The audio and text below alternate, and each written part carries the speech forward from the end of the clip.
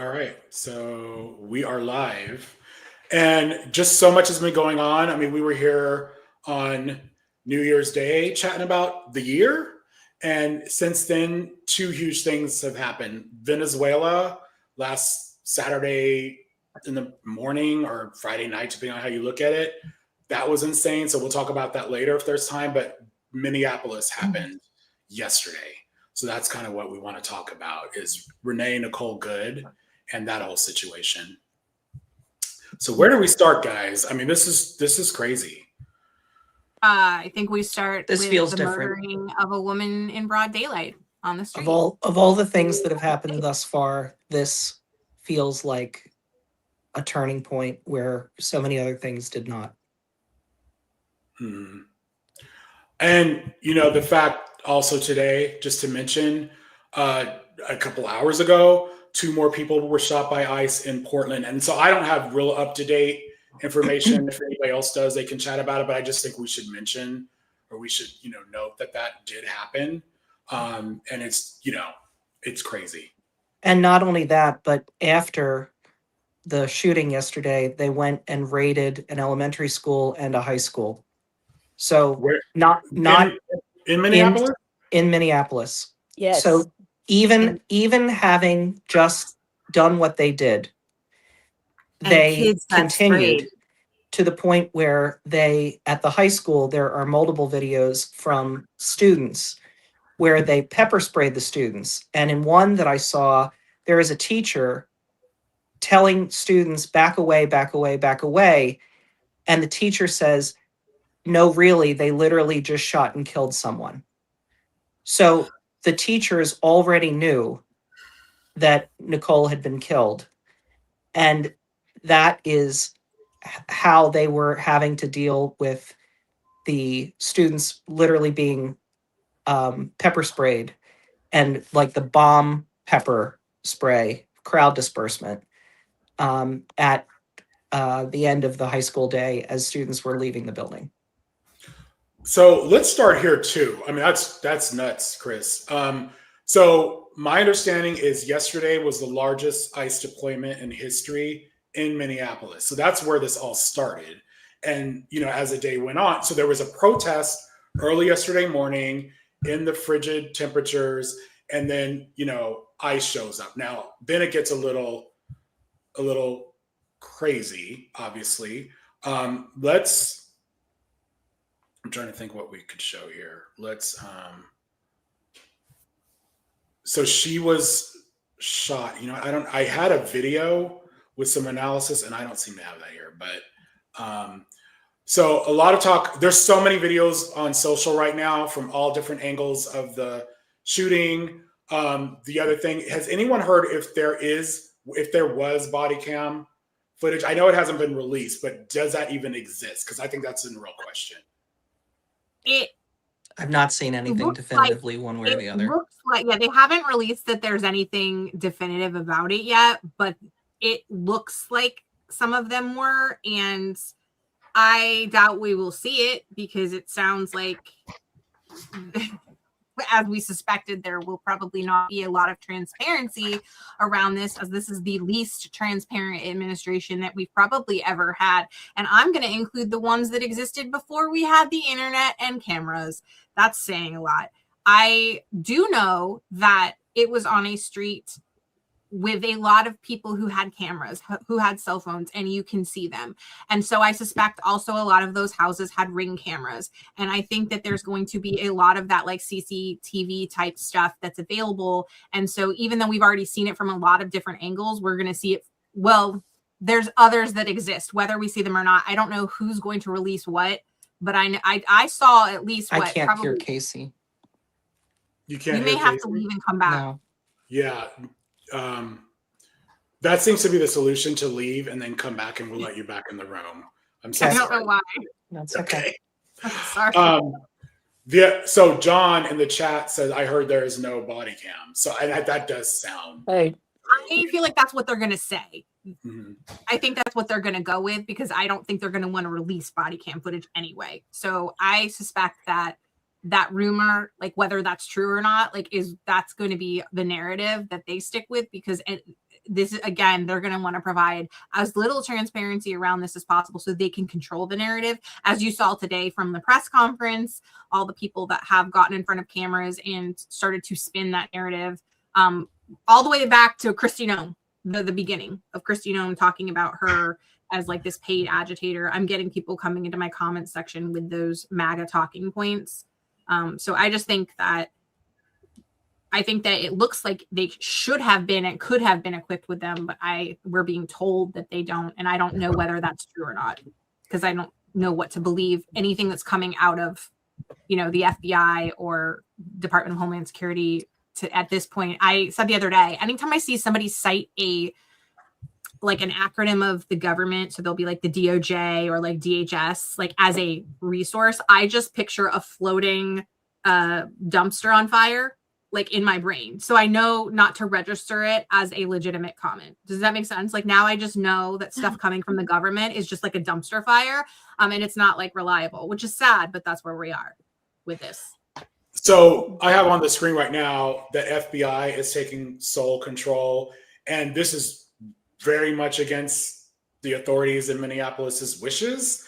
I'll just add, I know how this is going to go. Like I'm 99% sure they're going to investigate themselves and find they did nothing wrong. And that goes to, the point about the body cam and whatnot. Someone's asking if this is live. Yes, it is.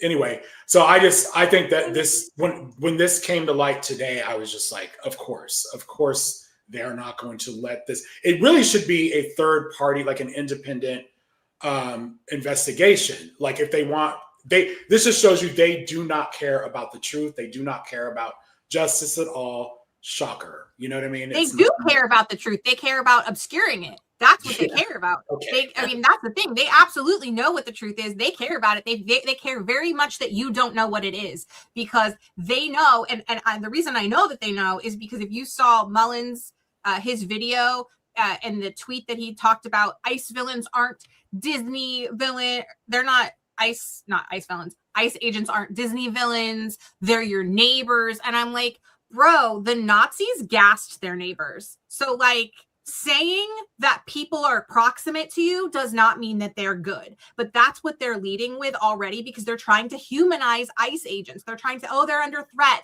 There's all these records of violence, because they're the ones escalating it, I think on purpose. And I've made this connection. I don't have any evidence other than my own eyes and intuition, which is I keep seeing these videos of ICE agents doing the same things to vehicles and people in vehicles all year long. And I think they're being told by people at, Department of Homeland Security, wherever, that they need to get between themselves and the car, because they will classify that car as a deadly weapon. And at that point, they can escalate and use whatever force they need to get that person out of the car. I think that they're doing this on purpose. And so that's why there's all these instances of violence surrounding these ICE agents, is because they are being told to create that violence. That's why. And why are there death threats? Because they're killing people in the street. So people are defending themselves.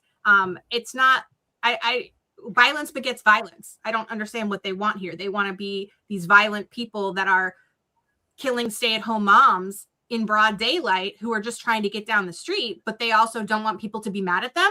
Like that's a disconnect. And so when they get up and they're trying so desperately to make you believe that their ICE agents are on your side, that's when the Republicans know they're losing the battle. Like they know they're losing the battle. People do not like ICE.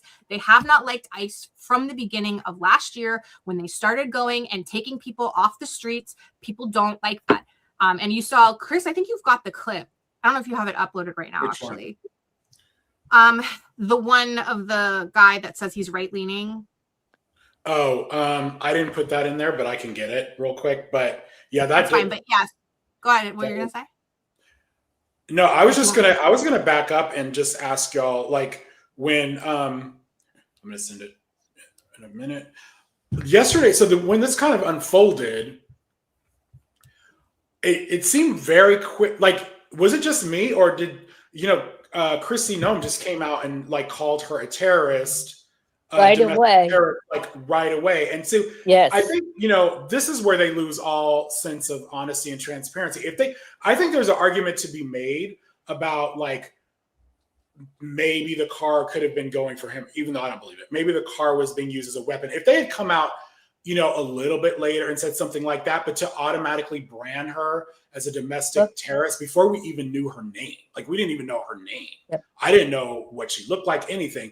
And when I heard that, it's like, I think even, I know MAGA is MAGA, but I think even on people on the right, that does not ring true. Like in the past, every administration, it doesn't matter if you're Republican or Democrat, they're always like, oh, even when there's even mass shootings, we need to investigate. We need to do whatever. They didn't even try to go that route. No, they went the opposite. And now they're having to back up because as soon as people start realizing, oh, she was a poet, a stay-at-home mom who was a poet that was just going to bear witness to make sure nobody got hurt, and she's the one that ended up dead. Like now JD Vance is up there at a podium being like, listen, we didn't want her to die, but she got, and he starts spinning this lie. But he does back up and he says it's sad that she had to die, but here's what it's like he falls short of calling her a terrorist. You can see he's the one that they've sent in to sort of like piece things together, right? Because like he's supposed to be the likable one, which is really sad when JD Vance is the likable person on your team. That's sad. Well, even Trump came out at the beginning and said she violently and viciously ran over him. I didn't see him get run over. He didn't. No, he didn't. And then Trump added, like he's lucky to be alive. And then they piled on and said he was at the hospital, and then she said he was released. So we're going to get into that for sure. I want to go back. I wanted to add. This morning I was just getting up and I heard a bunch of commotion and whistling outside. And then I heard bang, bang, bang, 3 shots. I went to go look out the window and it looked like there was a Honda over there that crashed. And real quick, so this guy yesterday did this little interview. He was an eyewitness, or he wasn't really an eyewitness. He came out and saw the aftermath. He is self-proclaimed right-leaning. So, he voted for Trump, basically. I found out it was an observer that got shot and killed. And I saw them carry it. I got a bunch of video of them carrying the body to the ambulance and stuff. So it was an observer that got shot at an ICE raid of the house next door. I'm sure that was a scary thing to witness. Yeah. I'm pretty right-leaning, but seeing this is not what you need to do. It's not how to do it. It's not how we're supposed to do things around here in America. So, I'm going to pause it for a second because I want to point out that, like, you can hear in his voice, like you can hear the tremor of his voice that's trauma. Like people are experiencing trauma and being expected to just kind of like go on about their lives. And especially on the right, with men on the right and the way that men are supposed to behave and they're supposed to act. And you can see that he has clearly been affected by this. And I think a lot of people are waking up to that. We can finish the rest of the clip. I just wanted to point out, I want to see if anybody else could see that he's like clearly been traumatized having to watch this. And I don't think that that's been talked about enough. All of these bystanders that are being affected as well, like not just the people that are losing their lives and the families that are affected, but everybody else that's having to stand around and watch. And the entire country. Other people were here when it first started, there was maybe 20, but now there's hundreds. And then they got everybody out, so it's kind of crazy right now. What's it been like seeing all of this? Kind of scary. I lived during the riots in 2020, so it's kind of paralleling that right now. It's kind of the same. So here's how you know he's authentically right-leaning. He called them riots. He didn't call them protests. Yeah. Feeling. Hoping it doesn't, but it's getting a little rowdy. And so does anybody think this is an accident that the feds chose Minneapolis to have the largest deployment of ICE in history? Where she was murdered, where Renee was murdered, was 15-minute walking distance from where George Floyd was murdered. So I'm not trying to be conspiracy theorist, but this too much of a coincidence. And then they piled on and sent in more ICE agents today. And it has been the largest surge in American history. Yeah. Thousands of ICE agents are descending upon that city, which is outrageous for a city like Minneapolis. I appreciate that this man is having an epiphany, but this is our problem, is the root cause of every single one of our issues is a large portion of this country that completely lacks empathy. And until something directly affects them, they are incapable of putting themselves in anyone else's shoes and thinking of how that might affect them. It is very much akin to Megyn Kelly the other day talking about Venezuela and how she's against it. But her rationale was, I have 2 teenagers that could possibly end up fighting in that conflict, and I don't want my kids to do it. There was no other rationale that would have gotten through to her unless it was, my kid's going to die. And that is the mindset of so many of these people. Well, and I think that's why we need to talk to our friends and our neighbors and ask them, like, what if this was someone you loved that this happened to? This woman was, according to her family, a Christian. She had just dropped her 6-year-old off at elementary school. And she was on her way home when this happened. And, you know, Chris, I don't know if you have that picture ready to go with the stuffed animals in the car. But when I saw that, my heart was in my throat. And that's why it's so important for every single one of us to share these videos, as gruesome as they are, because first of all, the administration is lying to us about it. They're lying. And a lot of people believe those lies. And if we don't get it out there, then the people on the right are going to send out that video that Trump showed that was after she was already killed. That's going to send me far over the edge, because if I have to see one more person online talking about, and not just online, but JD Vance, Mullen or JD Vance, or both of them, talked about her putting her foot on the gas. And I was like, before or after you shot her in the head? Because I'm pretty sure it was after, because we saw the video, because we have it from like 5 angles in like high definition at this point. I feel like they're in 1956 or something. We have all of this video that's gone viral immediately, and we all saw it. And that's why everybody was shocked. And now they're sort of having to refine their narrative because they realized that we saw the truth immediately. And so now what I think they're trying to do is get prepared to like perform for the media for legal purposes, right? They're going to start using the legal jargon they need to do to make the case that they're going to try to make in their quote unquote court. We all know that it's going to be planned and like orchestrated by them, but they're going to try to like make the case in the media now doing that. But we already saw what we saw, and the framing of that part of, I mean, I agree with you and I agree with Melina. I think they have to know people. I don't even think you can like hypothetical, like, you know, put this in hypothetical terms. I think they have to be affected personally, and this is what I was telling Chris, and this kind of is out of order of what we wanted to talk about, but while we're here, when you continue to have conflicts in your country that are like civil war, for instance, and you don't punish the people that are responsible, and you don't provide education and deconstruction and reparations, and you don't make that a part, like a bedrock part of your government, of your ideology, then it's gonna keep happening. And if you look at, for instance, the pandemic, I was telling Chris about this in my Facebook right now. And hi, everybody, I'm from Facebook.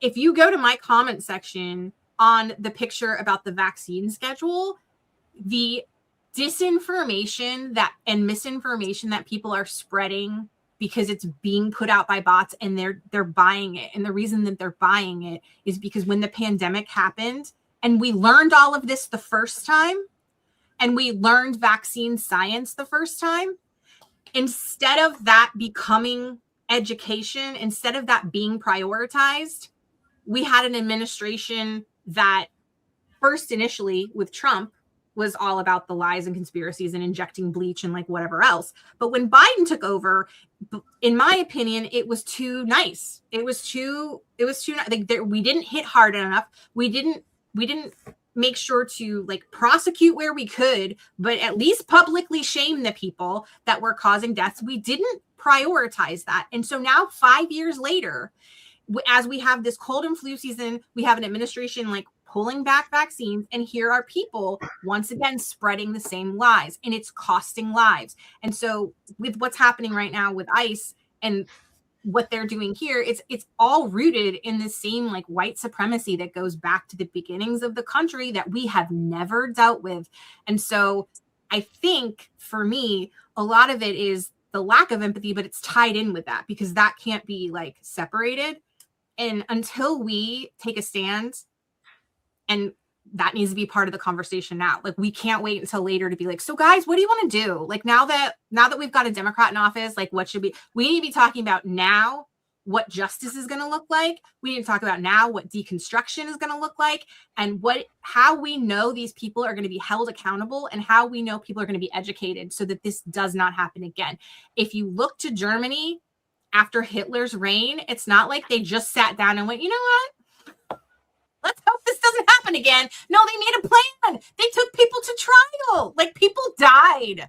People were executed because of their crimes, because they were war criminals, because they were evil monsters. And I don't understand what it's going to take outside of like a more public execution than what we just saw on film to do that. But I encourage people who know people to start having those conversations. If you have any connections to representatives, to politicians, to leaders, to people that you can get to, start having that conversation now, because we need to be having that simultaneously. We need to be saying, not only am I not okay with what they're doing, but I'm not going to be okay with them just going back to a job and sitting next to me in a cubicle. Like, I'm not going to be okay with that because these people just murdered a stay-at-home mom and they have to pay for that. Sorry, that's my on that. And they're murdering dozens of people. Yes. You know, I spent so nobody heard about it. Right. I spent the day like chronicling all the people who have died in detention and other people who died while they were being, abducted by these monsters. And this isn't the first time that they've shot and killed people. It's just the first time that it was a white woman. There's Silverio Villegas. Gonzalez. He was killed in September in Chicago. And it was the exact same type of thing. They lied about it. And that's what fascists do. It's intentional. It's intentional for them to make people believe in alternate reality. And so it's just exactly like what Hitler did when he lied about people being taken and what was happening.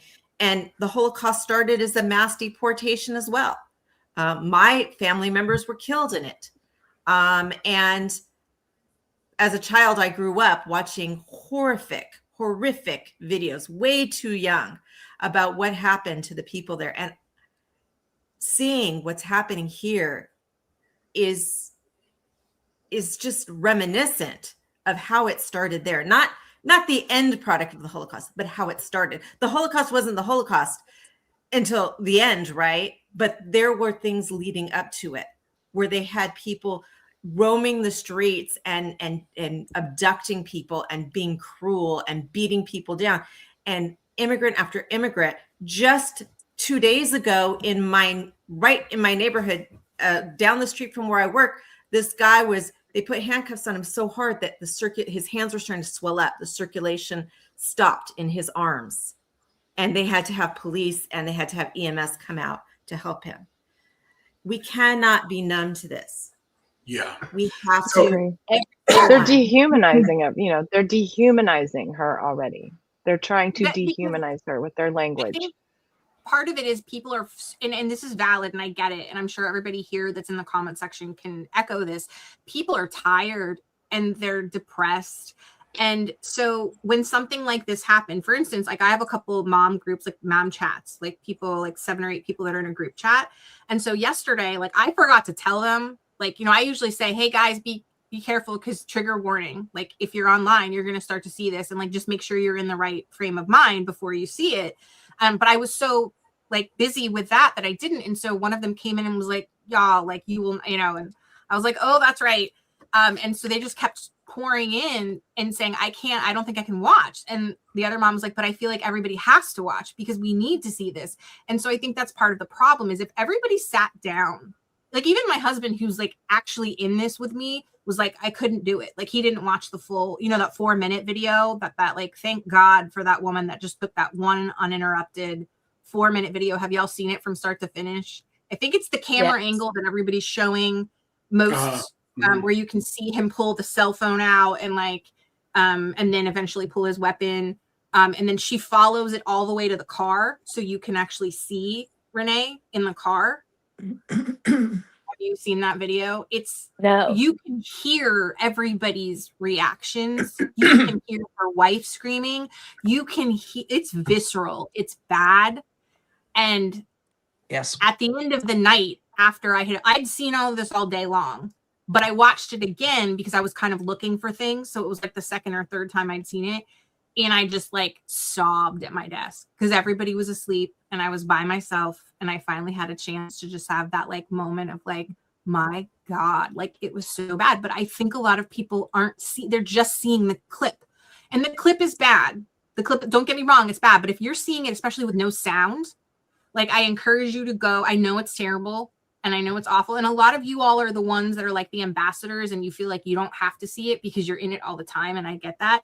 But that's part of the problem is I think a lot of people are turning it off because it's so hard to watch and listen to. And you really need to see and hear all of it. Now that we have cell phone footages like that can bring us there and make us feel like we're there, they can kind of transport us there as if we were watching and being the people, the witnesses to this, because we need to be the witnesses to this, because that's the way we're going to change this.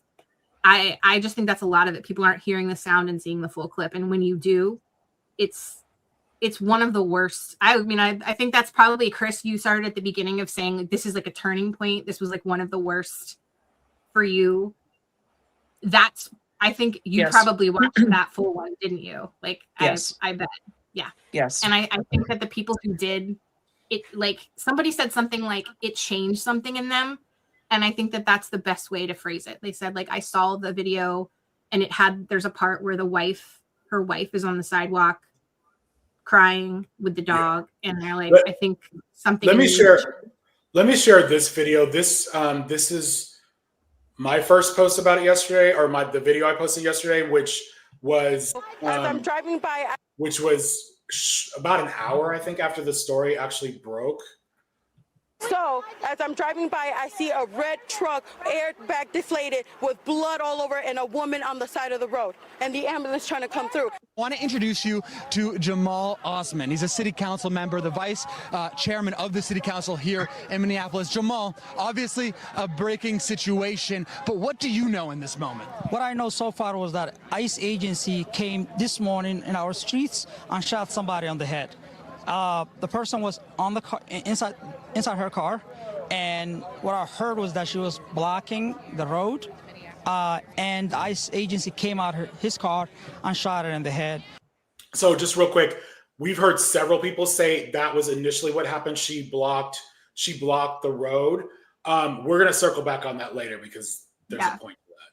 And sadly, the person is deceased so far, is dead. And given what we've seen here in Minneapolis, given the immigration enforcement in the last month, given the president's rhetoric towards your Somali community, does what's happening now surprise you at all? It doesn't surprise me because we don't know where we are right now. This is a home of George Floyd. This is where people continue to protest. And as you can see, hundreds of people are protesting. I spoke to the chief. The chief told me he's trying to get ICE off the street so the crowd can calm down. But obviously it's a crime scene. And what I also know that our officers will not be investigating. This is FBI took over this crime scene.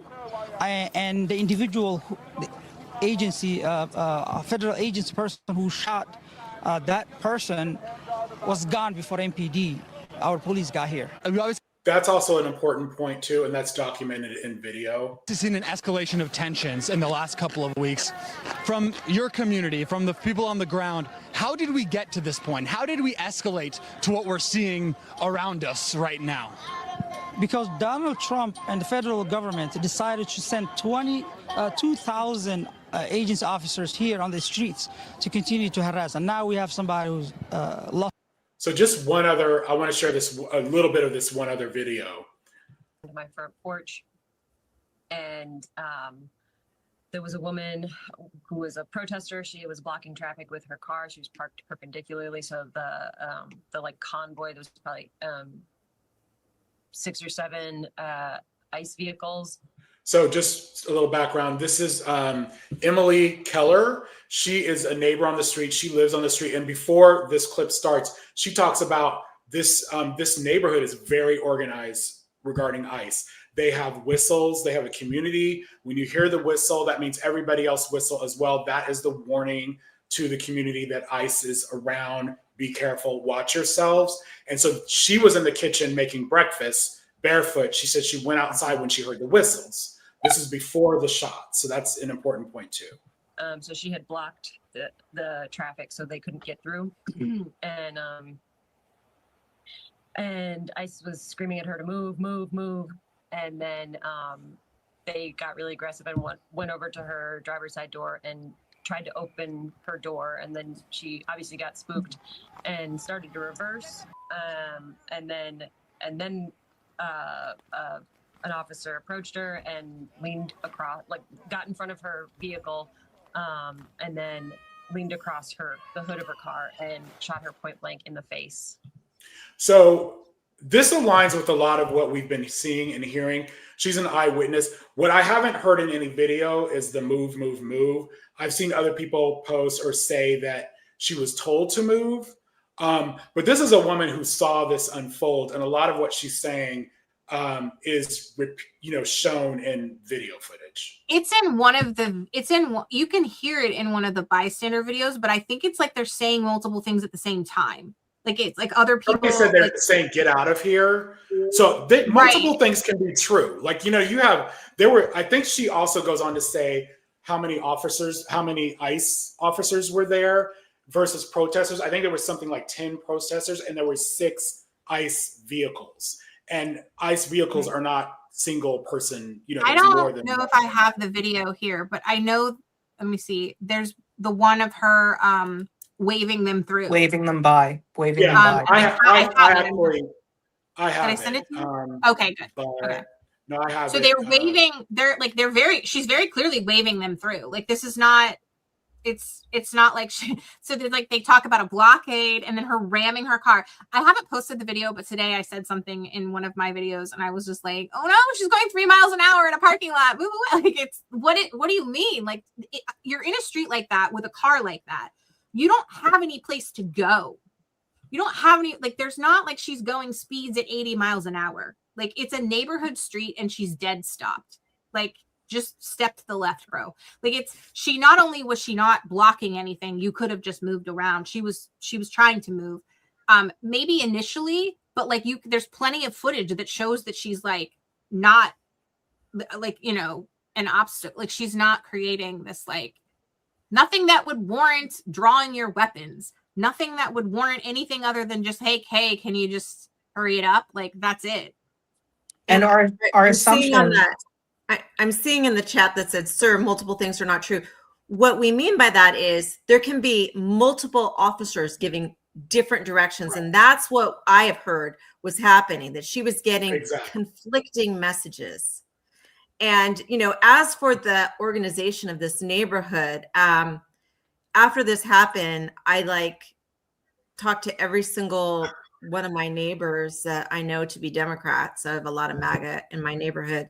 And we got on a WhatsApp so that we are organized, so that something like this, we'd be prepared for. There are neighborhoods here in Los Angeles that, have the same setup. They have WhatsApp chats to alert each other. Okay, so I'm going to put in this in the queue.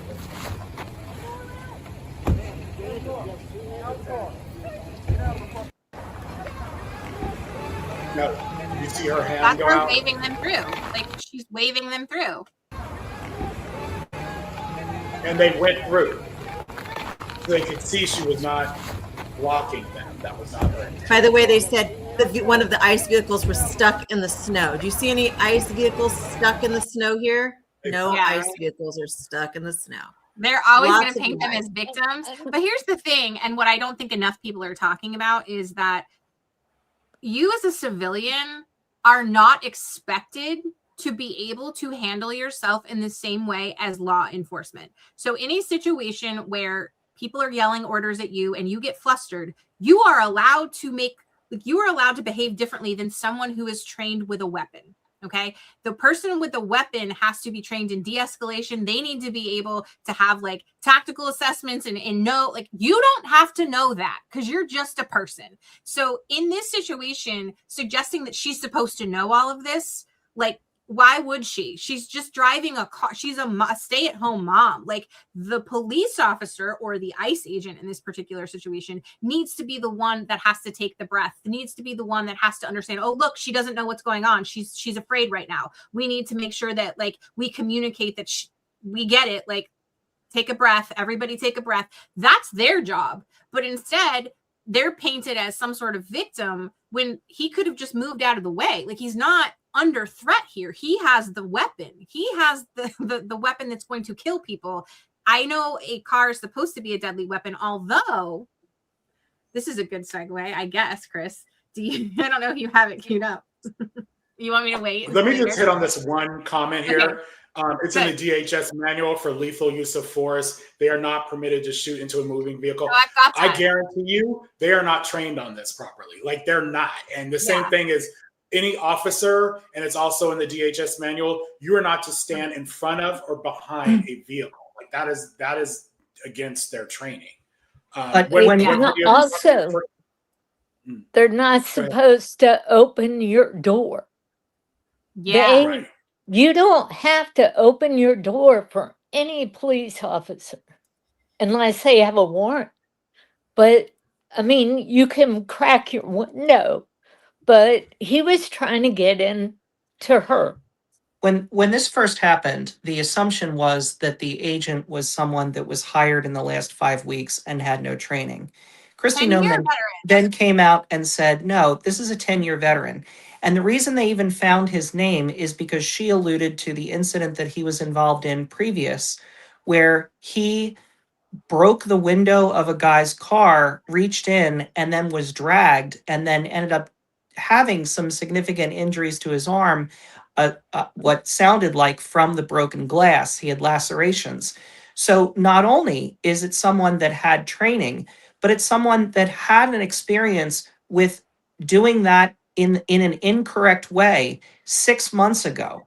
And so it totally takes away their argument of, how would you have felt or whatever. He just went through this. So not only was he hopefully trained in what to do, but he had a lived experience of, when you do this incorrectly, here's what's going to happen to you. Well, right. And at any point, he could have let go when he was dragged. He was holding on. This is why they don't want a public trial. This is why they don't want you to see, because what would happen if somebody actually put this man on trial and actually took him to court and he had to face depositions? What's going to come out? I didn't see any of this. Not only did I not see this, they specifically told us to do XYZ, and it's the opposite. And it's like all this escalation and it's all this violence. I guarantee you that's the kind of stuff they're being told, like behind the scenes, like wink, wink, nod, nod. And they don't want that coming out. They don't want the public to know that this is how they're running the ship right now. This is the show. That's why they're not going to prosecute that kind of stuff. They're going to let these people get away with aggressive behaviors. This is why people, like Milena was talking about, all the people that have died in ICE custody. This is why this is happening, because it's not only that they don't have regard. It's not that they don't have regard. It's that they're being taught to be vicious to these people and to be violent. It's the culture. People. Exactly. It's ICE culture at this point. What I'm curious about is why there aren't more independent journalists going undercover and really busting this whole thing wide open. I mean, this is outrageous what's happening. This culture isn't just about cruelty. It's about deprivation. It's about torture. People, case after case after case that I read, had people that were denied medical care. There were women that were in chains while they were actively miscarrying. I'm so sorry to say that. I know that's triggering. I know that's horrific, but we have to shine a light on it. And we have to tell other people so that they know what's going on. We cannot let anyone say, I didn't know it was happening like the Germans did after World War II. No, it's our I want to point out responsibility. too, the people who are watching right now, a lot of you, some people that are MAGA I think that like some of the problems with the people that Mel and I are talking about are like really like excessive. Like, oh, they like had some kind of pre-existing heart condition. They were going to die anyway. Right. Like, you know, cause they're really straight up into eugenics, but like, one of the people that I read about, and I'm so sorry, I've forgotten her name because this was like probably 6 months ago at this point. They just didn't give her thyroid medicine. And she eventually just died a couple days later. Like she was out of custody when she died. So it didn't count as like a quote unquote in custody death, I don't think. But because of the way she had been detained and not given her thyroid medicine, and her daughter said like she told them she needed it and they didn't give it to her. And eventually she died. You can't like, a lot of people have hypo or hyperthyroidism. It's not uncommon in this country. I probably just as much as or more so than maybe even diabetics at this point. And people don't think people with a thyroid condition are just going to die, but it's like anything else. You need your medication. These people are just like you and me. They have the same kinds of medical conditions that we do. They just need their medicine from like Walgreens or whatever. And not only is ICE not giving it to them, they're intentionally withholding this to be cruel on purpose. They're depriving people of dialysis unless they sign their rights away. I mean, the depravity is outrageous. And case after case where they said, oh, it was a medical emergency. A 41-year-old, they said he died of natural causes. That one. 41. Natural causes at 41. And his cellmates were saying they were given raw meat as their meals. Some of these detainees have been fed rocks, including children, rocks, worms, moldy food, children having to fight adults for clean drinking water. I mean, the rhetoric that they're spinning to their people is they should have come here legally. And to that I respond, most of them did. Most of them did, but our immigration process failed them because for some people it takes so many years. I have a sister-in-law who was adopted by a judge, and not only did she never get citizenship, like because she was adopted as an older child after her sister had been adopted, she now lives in Ireland because she couldn't get a citizenship. So now we have to go visit her in Ireland. Being in this country undocumented is a civil offense. It's not even a misdemeanor. Like, you and that needs to be said too. Yeah. So everyone's like, "Oh, illegal." It's like a parking ticket. I mean, it's not like you jaywalked. Yeah, like right, like these people have all sped, right? Like that's like more of a criminal infraction than that. This one guy is Ismael Ayala Uribe, who was the one who I told you. Well, this is a different guy actually. This is a guy that was detained at the Fountain Valley Auto Wash, which is like a mile or less than a mile, like a quarter of a mile from where my grandparents used to live. This guy was detained. He'd been working there for 15 years. He was a DACA recipient. And the only reason why his DACA was no longer valid was he had a DUI. And so it got taken away from him. So because he had a DUI, he ended up dying in detention from some kind of medical emergency. He was a young guy. I think he was like, let me see, he was 39 years old. 39 years old. He wasn't eating, and he was having violent vomiting. And the other inmates were trying to get the attention of ICE officials, and they were ignoring him. They were not getting him medical attention. They weren't even coming. This is what these people are going through. Let's check out this analysis of the bullet. There were 3 shots. I think we all agree on that. The videos show that. Issues with this. Number one, and most obviously, there was only one bullet hole in that windshield, which corroborates the version of events I laid out in my previous video where I went frame by frame, where at least 2 of the shots were fired from the side through the open driver's side window, obviously negating any claims of self-defense for those 2 shots, since he could not claim to have believed he was in any danger once he was to the side of the car. Number 2, look at the position of the bullet hole in the windshield. This makes me. Now, I'm not someone who likes to act like you can get I just all have to possible. say, Casey, you're frozen. in high school,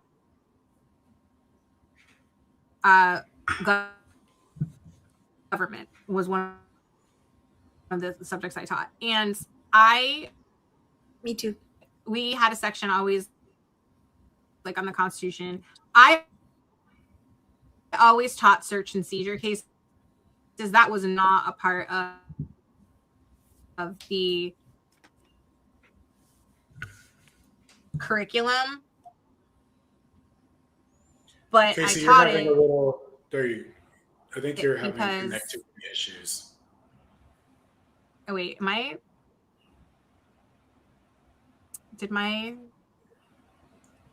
You're back, internet but I cut don't. out?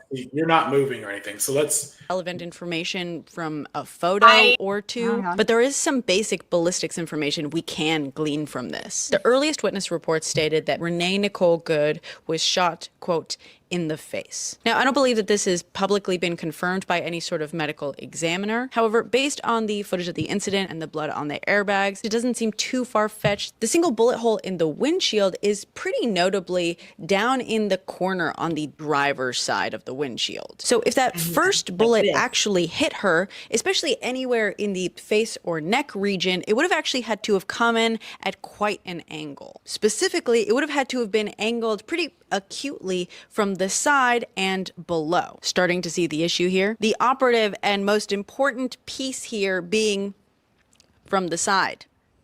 Is it possible that that first bullet came more straight on and he was more in front of the vehicle? Sure.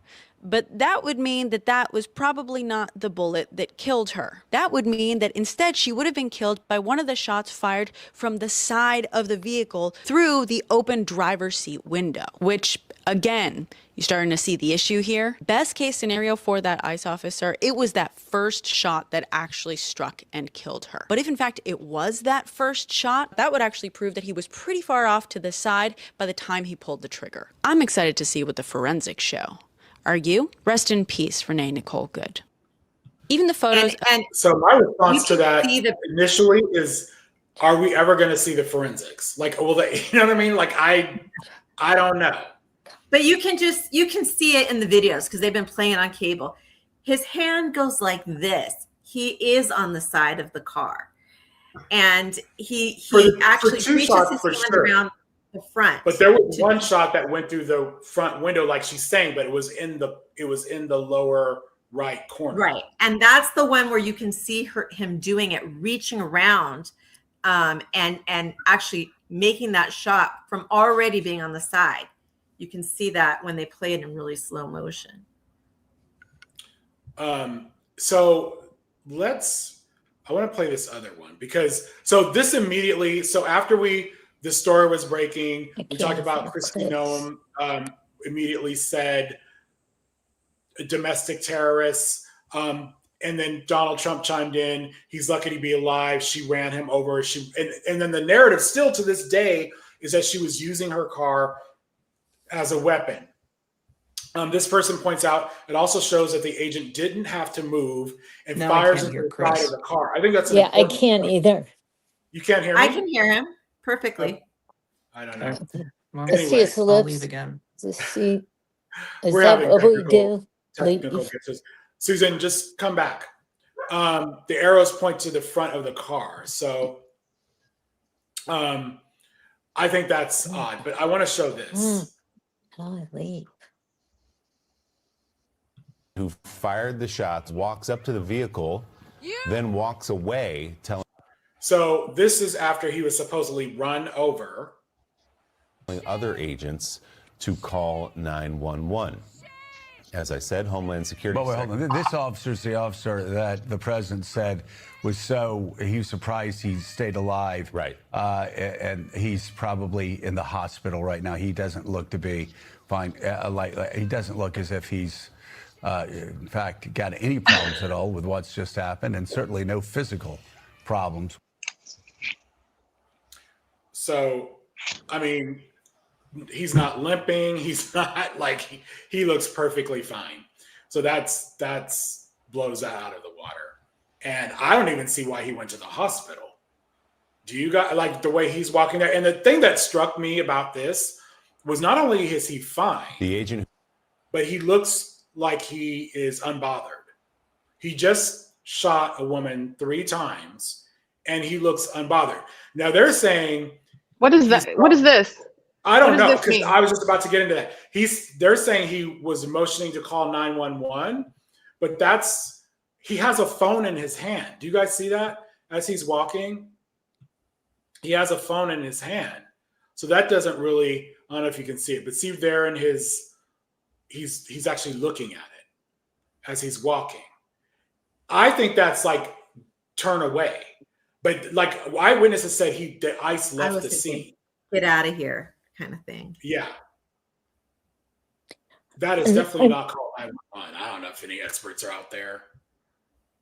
Oh yeah, usually a sign for wrap it up. I think that's wrap it up. Yeah, that looks like a wrap it up sign. But he just shot someone 3 times in the face. That's not subtle. It's not like he seems shot pretty someone unbothered to me. He does. He looks pretty unbothered. Completely I have a question too. There's the video, I don't know if you guys have seen it, where after, you hear the wife, they're getting her, they're asking for medics. There's no medics. There's a neighbor who's just losing her mind. That one really shook me because she was like, you're literally killing my neighbors. And yeah, there was a video that sort of panned after where they take her out of the vehicle and they carry her down the block around the corner and then start doing CPR on her. I need someone to explain to me why they did that. We can't, and all the doctors online have said that. Because I don't understand that. Like, as somebody who, is certified. I saw that it was against policy. I don't, against policy to what? I'm just for them to not allow medical attention immediate. So let's show this real quick. We have medics on scene. We have our own medics. Where are they? Medics. Where are they? How can I relax? You just killed my neighbor. You caught your butter in the face. You killed my neighbor. How do you show up to work every day? How the do you do this every day? You're killing my neighbors. You're stealing my neighbors. What the man? I want her as my neighbor. I'll tell you that. So do I. That gives me chills every time. I've seen it 3 times and I just full body chills when I hear her. Chris, can you hear me? Yeah, we can hear you. There's one video of a man who shows up and he says he is a doctor. Yes. And he needs to render aid. And they wouldn't let him. That's happening right now. Yeah, it's in the very beginning. It's right before this. It's that angle. And every doctor that's been online has said the same thing in terms of like how CPR is done, like what it looks like to triage, like what it looks like to give someone emergency care. And absolutely none of them are like, let's walk down the street. Like everything is immediate. Everything is like urgent. And if you look at them, none of them look urgent. It's the opposite. Right. It's literally the opposite of what I was trained as a first aid, somebody who was certified in first aid. That is the last thing you do is carry them down the block. And I like, what? I think the talking point they're being given, or at least what I've seen in some of my comments is, or like other people's comment sections is, well, she was already dead. And I would like to invite you all to reality where they're not doctors. And they don't get to decide that. And that's like, that's not procedure. That's just not procedure. Like anybody that's seen Law and Order fucking knows that. Like I'm getting sort of frustrated with this because it's like, we're acting as if we haven't used any critical thought in our entire lives. And we all have seen this on TV drama. Like that's because it's based off of real life, right? It's not real life, ripped from the headlines though, right? They use people that consult on those shows. And there is somebody that has to come and say, yes, she's dead. And it's not ICE agents. And so for them to just stand around and be like, well, we already know she's dead. You don't know shit because that's not your job. And that's the whole point. And they know that. They know that. Well, they may actually, some of these people may not know this. A 10-year veteran knows that. But like some people may not. The newer people may be told something totally different. And again, like that's where some of the problems come in, is because I think they're being fed Yeah, lies they need intentionally. to be investigated. Honestly, we need to understand, what are the rules? What are they being told to do when someone has been injured? Yeah, isn't Is this it the to most just transparent administration in the history of administrations? Why isn't everything because public? this is ridiculous. Yeah, we need You to. know, you guys, I just noticed something. So that interview I was showing earlier with Emily, I thought her name was Emily Keller, but it's Emily Heller. This is her video as well.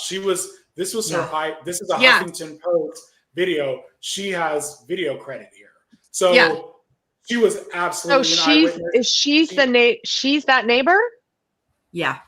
Is she? Yeah, because she was the one that did that initial interview where they said she was like a sack of potatoes. Chris, that's what's going to happen next. Is they're going to start taking people's cell phones or filming. Oh, they've been trying to do that. Well, they've already been trying. Well, you know what? We can't be staging this kind of stuff on streets with Ring cameras, because people have that footage. And I mean, they can try to get that footage, but that footage has probably already been shared at that point. And that's like, right, like, because your Ring cam footage you can get immediately and download a clip and share from your phone. Like, I don't know if anybody has Ring cameras, but like, that's how it is. Like, you can get that footage really easily. So they're going to start to try to take this stuff. But the problem is it's everywhere. I mean, that's the whole that's what we've been kind of complaining about. That's the irony of the 1984 situation, is that we've all been being watched for a long time. And now many of the legal experts have said that this is going to come down to what is reasonable, that the legal definition of the scenario is reasonable. When the gentleman identifies himself as a physician, think about what you, as an untrained person, what would your reaction be? And one of the arguments I saw was, well, a podiatrist is a physician. What could they have done? That is probably more than the average person. And they can do CPR better than the average person. That ICE agent, that when the physician identified himself, and the ICE agent said, "I don't care," is that something a reasonable person would do? And I would argue, absolutely not. So again, right from the beginning, they knew that they had to cover this up. Yeah, I mean, well, look at I know you guys probably talked sorry, my computer died. It's a long story involving me already having replaced my battery at the Mac store and not wanting to have to pay another $250. But anyway, so the video footage, or the picture still that I showed of him with the phone, where he has his phone out before he draws his weapon. And if you have time to record something, obviously you're like, I don't know about you, but anytime my life has been under threat, I don't pull out my mobile phone and go like, hey, like, let me get a picture. Like, I think he was trying to scan her face, because they have to be within 4 feet for that software to work, right? Or like whatever that they have. I think they have to be close, and he got close enough. And I think that's what he was trying, because he has, his partner or whatever was in the car. Like, they're doing that thing where they're like in the car, which, by the way, again, like, why are they touching people in people's vehicle? Like, there's already a lot of questions that I have about that. But then this guy gets really close to her with his phone. I know you don't feel like she's a threat to you if you're walking up to the car recording her. And that's right before the weapon is drawn. And there's plenty of footage of that. And you can see that. So what to Chris's point about what's reasonable, like, when they're going to try to make the case of like, this is deadly force. Sorry if you guys already said this. I missed it. I'm so sorry. No, we didn't. But if you're trying to make the case of deadly force, then what is reasonable is that I would not pull out a phone and walk closer to the threat. I would not walk closer and engage with that threat if it was in fact a true threat. And I certainly wouldn't keep shooting as it was pulling away. And that we knew from the beginning. We knew from the beginning that, like, I said right away, was like, hey, if you want to make a case that a car is a deadly weapon, okay, maybe the first shot, but 2 and 3, because there is space between you and that fucking car. So there's no way at that point to make the case that it is a weapon, because it's not anymore. And again, like I said, the law has already said this, that there's a higher threshold for law enforcement than there is for you, the civilian, for that, because they are trained theoretically and you are not. And that's why they have a higher bar to meet. than you. Reasonable. Here's another interview with her. She wasn't trying to comply. I mean, she was trying to block traffic, and then they got aggressive, and she was scared, and she started to drive off. She was trying to comply with what they said to get out of here. Does anybody know the full story on why she was blocking traffic?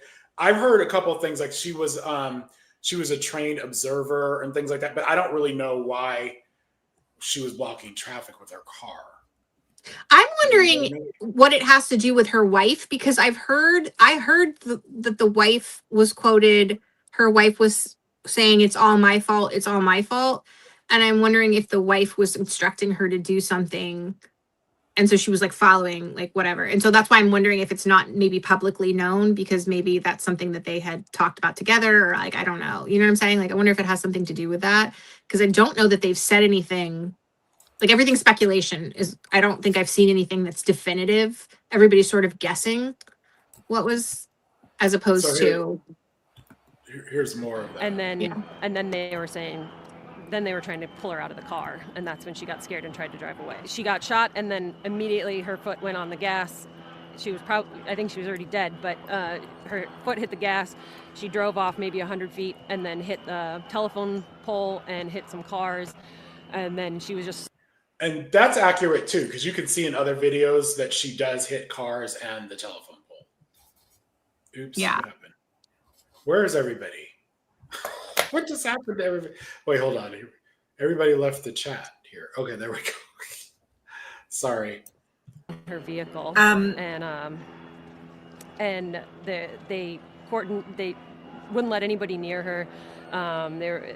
They had their guns out and were saying, "Stay back, stay back, stay back."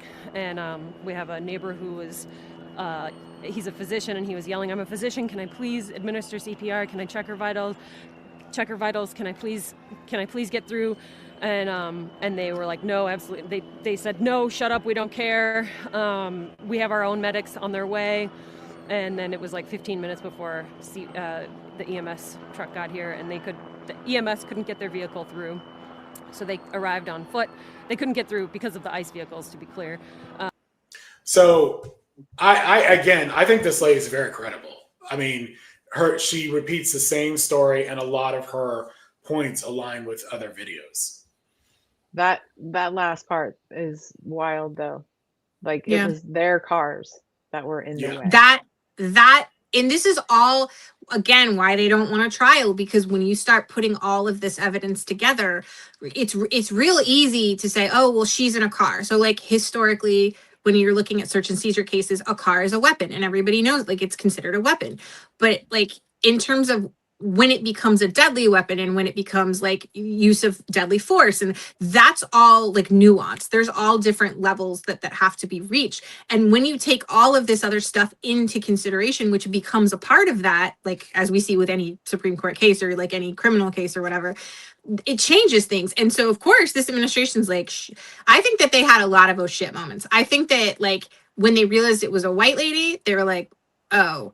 But I think when they realized she'd been married to a veteran, they were like, because I think they really thought they were going to get some sort of traditional, quote unquote, like blue-haired lesbian professional agitator, like, you know, whatever. And then it's like, this is a stay-at-home mom that's like, it looks like you and me, who went to college for poetry, and like, right, like she's humanized, and they're like, oh no.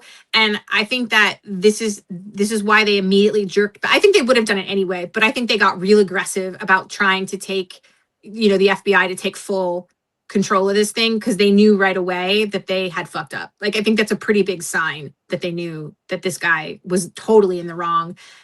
And that was they wanted that, but I'm saying they knew that the public eye would not forgive them for that, that even their MAGA people are not comfortable when you start killing white ladies. They don't like that. PTA moms, that's who they are. A former dental hygienist and worker at a credit union. I mean, this woman was just a typical suburban mom.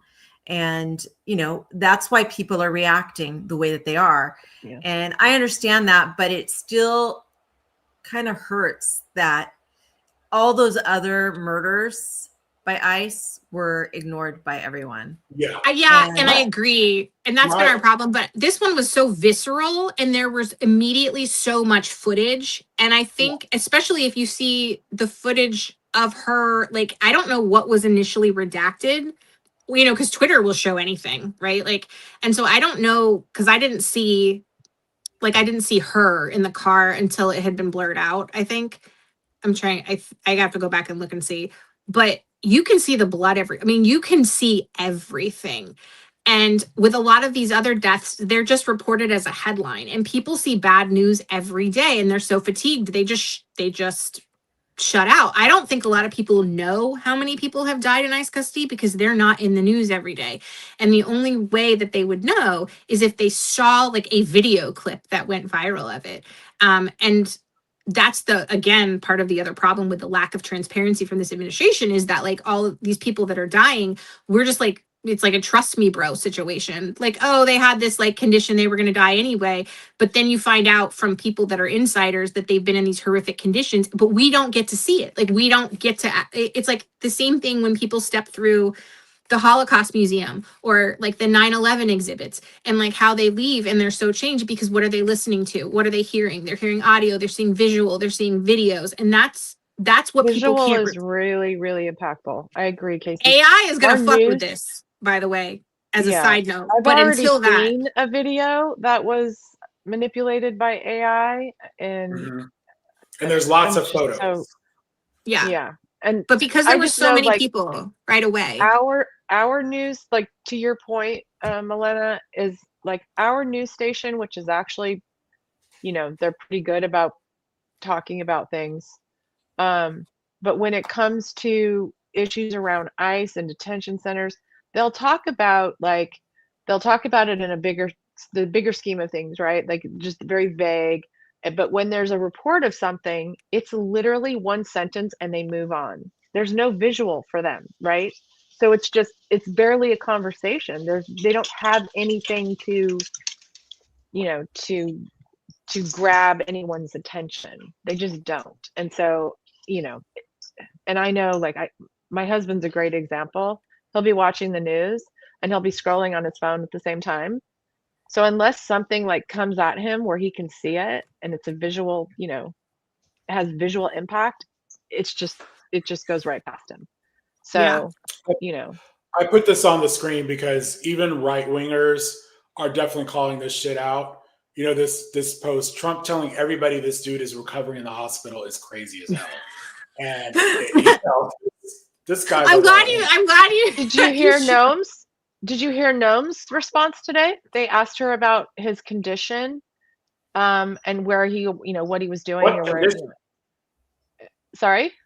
What condition? What condition? Yeah, well, so she was like, he went to the hospital and he was released and he's resting at home. And when he went to the hospital for what? Frostbite? Like, what was his problem? That's what I would like to know as well. Like, I want to see the report. way she jumped right over it. It was stunning because I think the reporter asked her if he was being what do you call it? Like on admin leave. You know, when those things happen, they get put on admin leave, medical leave, admin leave, and she just skipped right over that question. He's resting at home. So what? He's getting paid vacation. He's getting paid vacation right now. Is that what's happening? Because that's how. We are paying for that, and we are paying for this.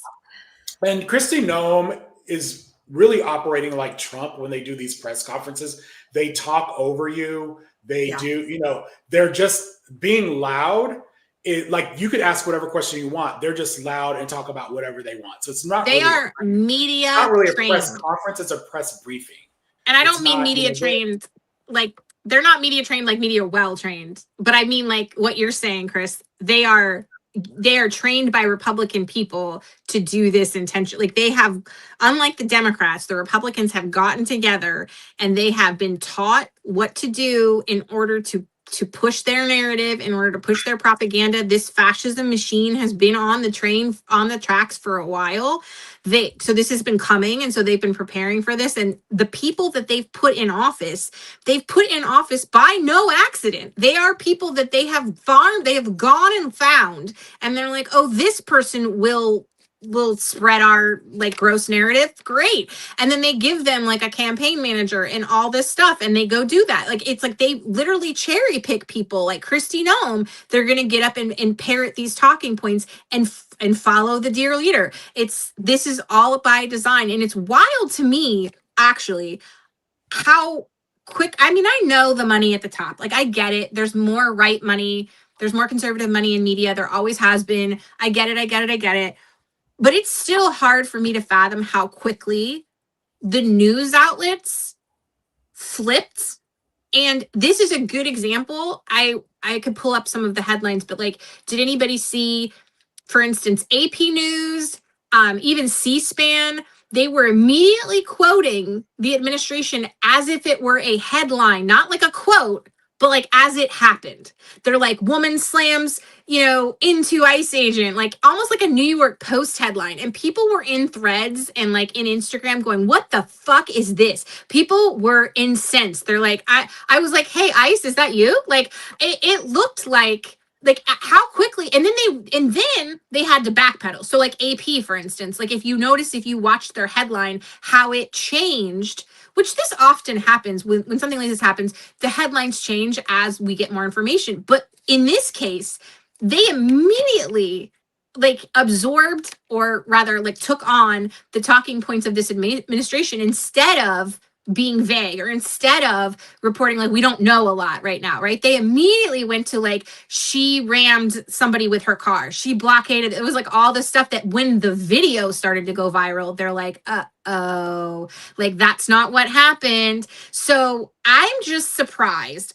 Again, like, I'm not naive. I know the money like is there. I know the people in power are there. I don't think the journalists are necessarily all conservatives, but I know the people who are paying their salaries and making the decisions are. But how quickly they adopted, the expectations of this administration when it came to like, you will fall in line or we will excommunicate you from our press briefings, which we saw. And like, nobody even pretended to put up a fight. Like, they just went ahead and we all saw it. This was a really good example of something happening in the moment where if you looked, you could tell weirdly, like People magazine is one that hasn't done it as much. Have you guys noticed that? Like, they're one that like they'll post like kind of BuzzFeed. Oh my God, that was so funny. Did you see BuzzFeed's threads? They're like, abolish ICE, like like good time to abolish ICE, like straight up. And I'm like, why is BuzzFeed like evolved? Yeah. You know what? I want to highlight something. So, did y'all know? So, when they first started talking about a domestic terrorist, and they basically started to try and vilify the victim, I didn't realize she was a white woman until a little bit later when they identified. Like, they were saying all this stuff before they identified her. And my point is that I was expecting it to be a person of color, because this is what they normally do when a person of color is victimized by police. They're brutalized by police. They victimize Trayvon Martin. They try to make 100%. Him into a man. And it wouldn't have been as viral if it had been a person of color. It wouldn't have been as viral. So this is my initial response, was just like, I was shocked. And I was like, oh, maybe this victim is going to get a fair shake because she's a white woman. I don't think that's the case this time, because we're talking about the Trump administration. Like, no, and anyone. Go ahead. I reposted. I told you about this, but I reposted it. So if anybody is on my threads or like follows my threads, because it happened in threads, and I don't know if he's on any other platforms. And I'm sorry I forgot his username, but I commented on it and I reposted it, and it's a whole thread by a Black man talking about the proximity to privilege that white people have and that they don't have anymore once they begin to be allies, like in a real way where you're putting your body in between them. And he's talking about his experience as a Black man and what his parents always told him to do, like when you show your ID, when you get pulled over, show them your student ID with your license, like because it shows them that you're a student, and like all these things that white people don't have to think about. And I thought that was such an interesting point, that he was sort of preparing people that, like, listen, a part of your allyship is that you lose that, like you start out because you have that privilege and that's why you're going to these things, because, you know, but now once you get to this stage of fascism, they're going to take you out too. And so you got to be, you got to know that they're willing to do that. So another point I want to make is that we were talking about ICE culture. Part of ICE culture is they are racist. Like they're, you know, it's okay to profile. It's okay to look for brown people who may be at Home Depot trying to work, or workers like in Los Angeles. We were the first community that were hit with ICE, and they went to Home Depot. They went to a garment center. People that were working and sewing. I want you guys to hear this. Where is this video? It's eugenics. I arrived at church yesterday. I noticed that there was something going on just a block and a half from the church. And so I grabbed my whistles because we're used to doing that. And I went down to see. So he's also talking about whistles, by the way. This is this community. They alert each other with the whistles. And this is a reverend here in Minneapolis. See what was going on, and I realized it was an ICE raid, and there were many, many protesters. So I joined the protesting, and before I knew it, I saw ICE agents circling a young woman who appeared to be Hispanic. And so I approached her, and we were at that point chanting, "We are not afraid. We are not afraid. Go out of our state. We are not afraid." And I said to this ICE agent, "Take me. Stop harassing her. Take me." The agent came, got in my face, pointed a gun at me, and said, "Are you afraid now?" To which I said, "I am not afraid." The next thing I knew, they were putting handcuffs on me, and they put me in the back of an SUV. They came back 3 times, and they asked me if I was afraid yet. To which I replied, "Hell no, I'm not afraid of you, and I'm never going to be afraid of you." The 3rd time when they came back, they asked for my identification. They asked for my cell phone. I asked them if I was under arrest. They didn't answer. And then they said to me, "Well, you're white. You won't be any fun anyway. You can get out of the car." I was astounded to experience and see such blatant racism and the effects that this is having on our community. But let me tell you, the other thing that I was amazed by was the number of different kinds of persons that were showing up at that rally to support immigrants and to be able to say, no, we are going to support our immigrant siblings because this is what we do. And so I was grateful to be there and grateful to stand in solidarity with anyone who is marginalized within our. As I arrived. So what do you guys think of that? I just want to say one thing, and that is some of the comments that I've heard from people who were in detention and said every once in a while there'd be like a Latino guard, and we'd think, okay, well, maybe this person will be empathetic. But they were some of the most hardcore because it's strange how this like power structure gets internalized. And once you're part of the power structure, then you incorporate that same hatred and that same abuse that you see around you. And it's just like during Nazi Germany. There were Jews that were part of the oppressors of other Jews. And there were reasons for that. I mean, it wasn't just because these people were sociopaths. Sometimes it was for the money. Sometimes it was to try to protect their own family. But we're seeing that play out now too. It doesn't matter if the ICE agent, and there are a lot of Latino ICE agents. Yes. They're speaking Spanish. And so that's by design too, because the administration's like, that's a part of this. Like, they want people to see that they're on board with them. That in their minds legitimizes what they're doing, because they're like, don't you see, we have Latinos here, everything's fine, right? Like, that's a part of the plan too, which is like equally heinous and gross, obviously. It's scary, and it's so crazy that, you know, there are so many people that are so easily torn from empathy. I mean, that's the scary part. Yeah, and this goes back to what we were saying at the beginning, because like part of what this is that we learned this with the George Floyd protests, right? Like, when that happened, there was I was part of this, right? There were a big group of white people who had grown up in the 80s and 90s and were taught that we don't see color. Like, there's no, like, everything is fine. We are equals, because we were told that, because we went to all these after school specials, because, you know, people talked about like, when is the first time you had a black teacher? Because part of the problem is white people didn't interface enough. And like, I was like, oh, kindergarten, like straight up, like, right.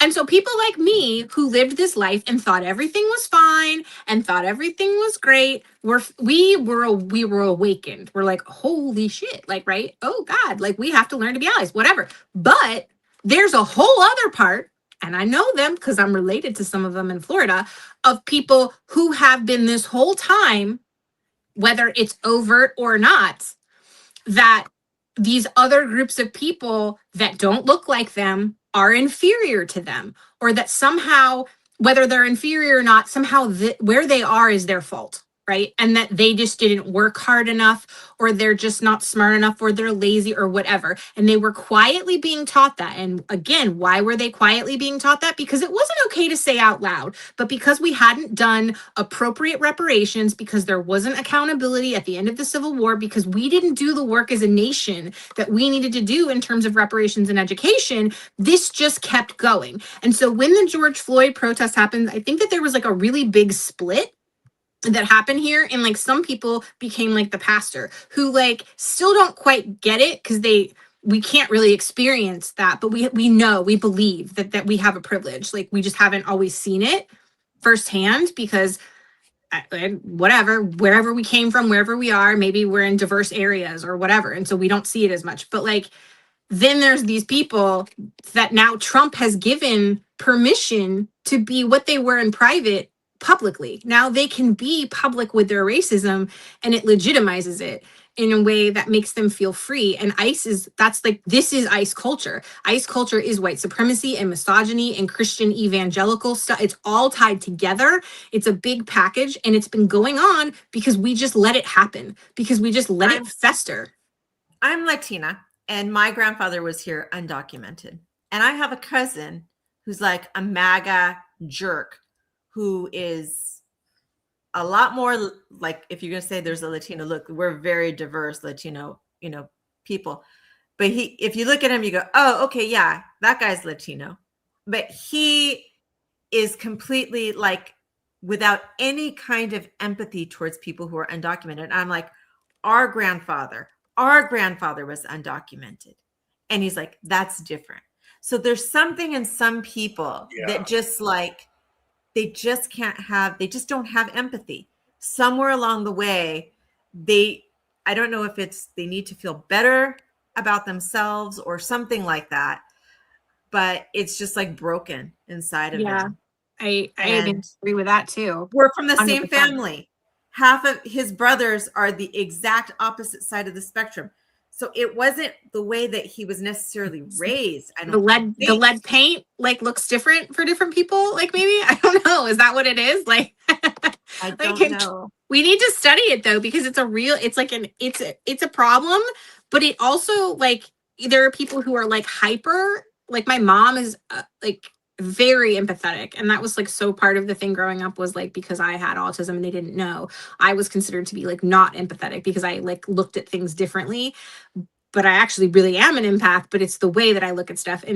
But she's deeply feeling, but which one of us is in this, right? Which one of us is the one that was crying at my desk the other night because I saw this? Not my mom. Not my mom. My mom tunes it out because she says, I can't watch that, it's too sad. right? And so now we have that. But she is also somebody who was taught that everything's equal, like that everything's fine now. And so we have to somehow fix that, like fix that. That's not right. But also these people that were privately being taught, like, you know, like behind the scenes, that everything, like that they could feel this way and that people were inferior and like all the eugenics stuff. That's why they love Nazi Germany. That's why they're adopting this. It's the same thought process that they are the superior, which like is crazy when you look at them showing up at these MAGA rallies and they're trying to pretend like they are the superior race. Like, they're probably fucking their cousin. Like, what do you mean? I can't. Like, I'm so frustrated by it.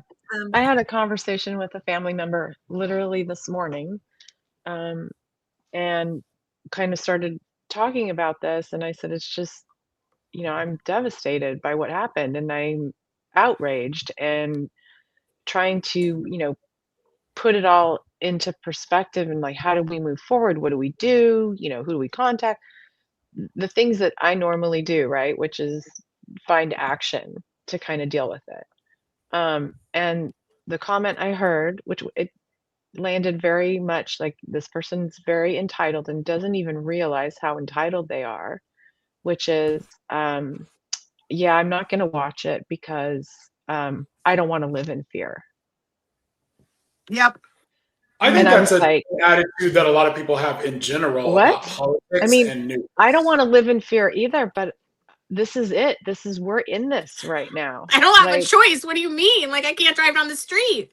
Like, I'm not safe. I mean, yeah, like this literally could have happened to anyone of us. Anyone. Because you I have don't an know extra until you're in neighbor. this situation. Like, what if you took a wrong turn and you were in an ICE raid? Like, and you didn't But know. that's Like, what your I Waze mean. took you on a shortcut and now you're in an ICE raid. But people, I don't know why Exactly people that. think it will not Exactly that. happen to them. That is one thing that I have a really hard time with. I do not. So, like, I I have always think about. family in Minnesota. I have family, and if you want me to, I can break into my old school Minnesota, my Fargo accent. I can. It's I there. want you The to. Minnesota I do. I accent. want to hear it. Bring it. I can't. I'll be embarrassed because it gets really thick. But I have family that's there that is incredible. Like, I got text yesterday of like, is this really happening? Because I know you're in this. I know you follow the news. Ugh. Is this really? Should I be worried? Should I be? I'd be Yes. worried. Yes, it's happening Yes. on the streets in downtown. I mean, if you look at the post you have up, Chris, Yeah. that's a nice little neighborhood. Look at the beautiful little homes. Like, you can see it in the behind there. This is not like some, you know, like how they what did I don't even know the words to use when they helicoptered down on that apartment complex, right? And they did that Progress. whole thing, right? This Yeah. is not like one of like a poorer neighborhood. It's not a or multi-family housing it's a establishment. It's your typical, you know, it's a single family typical home yes. street. And that's what So I mistook it for the suburbs. Like, I made that mistake of thinking it was the suburbs because, like, so DC has streets like this that are in DC that we consider to be in the city, but they also have a lot of the high rise blocks. And so I always think when I'm in DC proper, like, is when I'm amongst the high rises and stuff. And then I always think of the suburbs of DC, and technically, like, it's sort of all the same when it comes to DC. But so anytime I see a house that's like its own house, I'm like, oh, that's the suburbs, even if it's not actually the suburbs. But I saw this street and I was like, oh yeah, like, it's a nice little street with all of these single family dwellings instead of like multifamily residences or high rises or whatever. That's not as urban. Like, I always think of urban as being like high rises and multifamily dwellings, as opposed to like there. And somebody corrected me and was like, oh, this is like a couple blocks from like the city center. And I was like, oh, like, sorry. I didn't even catch that. You don't notice that. And I think about it a lot because the idea that everybody's operating from a place that they should know what you know. And they should be able to judge what you judge. And I would like to remind you that there are 18 and 19-year-olds running around who have not your life experience. And as somebody who taught high school students, and this is why, like, I get upset, because one of my first experiences with a police officer that was bad, I was in my like early 20s, but I was a teacher at that point. I was like 24 or 25. And this guy was like in my face, spitting in my face. Like he was screaming at me and like unnecessarily. And when I went home and talked to my parents, like, do you know what their response was? You don't know, like maybe like one of his buddies was lost in the line of fire. And not, he's a grown ass white man and you're young and this is inappropriate. And I was like, what if one of my kids had like one of my students that was 17 or 18 was pulled over by this man? Like they don't, their prefrontal cortex is not formed. They don't know what I was upset. And I was a 24, 25-year-old woman. Like, what are they doing? And so this idea that like, oh, well, she should have just known.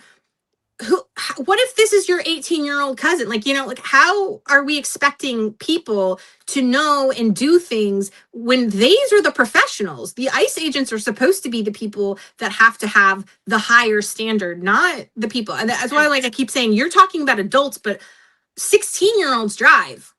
I don't know about Minnesota, but want to break in here and talk a little bit about immigrants.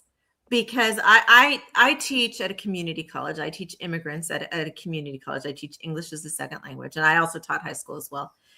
And they're from different countries with different cultures and have different systems. And they don't understand English perfectly. So when you give them an order, they don't necessarily understand. And sometimes there are people who speak different dialects in Spanish. Yep. Sometimes their Spanish is very little because they speak an Indian dialect, or they don't understand exactly what that means even in their language. I had students who, when I started showing them, I've always done a lesson with my students, and I kind of want to talk about this, like what can we do going forward? Like we're not completely powerless. In fact, we actually have quite a lot of power. One thing I do as a teacher, if there are any teachers out there, is I have a lesson that I do on when law enforcement starts doing things that is extrajudicial, that are beyond the law, that are against the law. Because I want people to understand that, you know, while there are a lot of great law enforcement officers, I don't know if that's true, but anyway, you have to, as a teacher, you kind of have to be like, I kind of say that, but I don't know if that's true. But there are some good law enforcement officers. I actually know a couple, so yes, I can say that I do know some people that are good law enforcement officers, but they don't speak out when the bad stuff is happening. And that's it right there. Right? That's it right there. Unless you hold your own accountable, are you really good? You know, I don't know. Exactly. So like one of the things that we do is we talk about all the people who were killed by law enforcement. I have a lesson about that. And what I do, it's not just the names. We read the names. We talk about, you know, 8-year-olds and 12-year-olds and 14-year-olds, and go through all the way up through senior citizens that are being shot by police that had no business being shot. But we have people learn about, it's my lesson. I have people learn about these people. So that's not just a name. Oh, in what way are these people like me? Oh, they like soccer. I like soccer. Mm-hmm. They like baseball. I like baseball. Oh, that's the human connection. I have a grandchild. That's where the empathy is bred, because when you can see yourself in their shoes, that is when you can have that human connection. So that's brilliant. And that's what we should be doing. But we're not, but also part of the problem is because the ICE culture that Chris has been talking about does not embrace this like heterogeneous population. They don't like the idea that we have different cultures, but I would push back on that. And I would push back on it for this reason. So when you were talking about people, there's a really good point about the fact that not everybody adopts this language, not everybody adopts this culture. And so they may not be in that situation, know what to do. I am from Florida. And I want to talk about like the difference between Florida, between Alabama, between Virginia, between Massachusetts, right? Like these are like different countries sometimes. And the norms, cultural norms that are there, that are like quote unquote considered white norms, are different from place to place. So even in the country of the US, this is why people who are in like the UK are like fascinated by us, because they're like, how many days does it take to get across your continent, right? Like it's crazy. Like it takes like 2 days to get through. How long is California? Because I know like Florida's like 14, well, no, like it's like a full day, like or something to drive. It Like took me from 10 hours to get from one point from like Northern California to Orange County in California. So yeah. So It takes me, I live that's in just Orange County, and it California. takes about 7 hours or so to get to San Francisco. because if And you're then, going from the say tip that. top of there's probably another 7 So hours or so.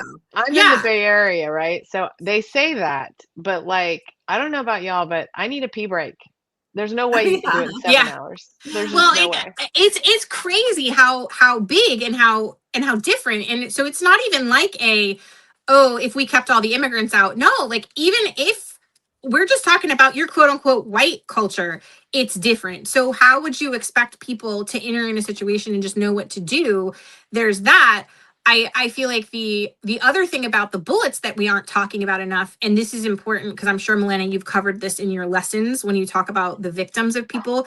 Bystanders are victims. So if you come out of your door, where are those 3 bullets going? And again, I'm sorry if this happened while my computer died, but like, where are those? Like, one maybe struck her. Where the fuck are the other bullets going? This is why the threshold for deadly force is so fucking high when you're in populated areas, because there are people and it's not worth the risk. Like even if it's a risk, the law enforcement officer has to do, it's the due diligence of them to get the fuck out of the way and do whatever they can to not draw their weapon. And if they draw their weapon, they better be aiming to kill, and that's it. It shouldn't be all of these bullets flying all over the place.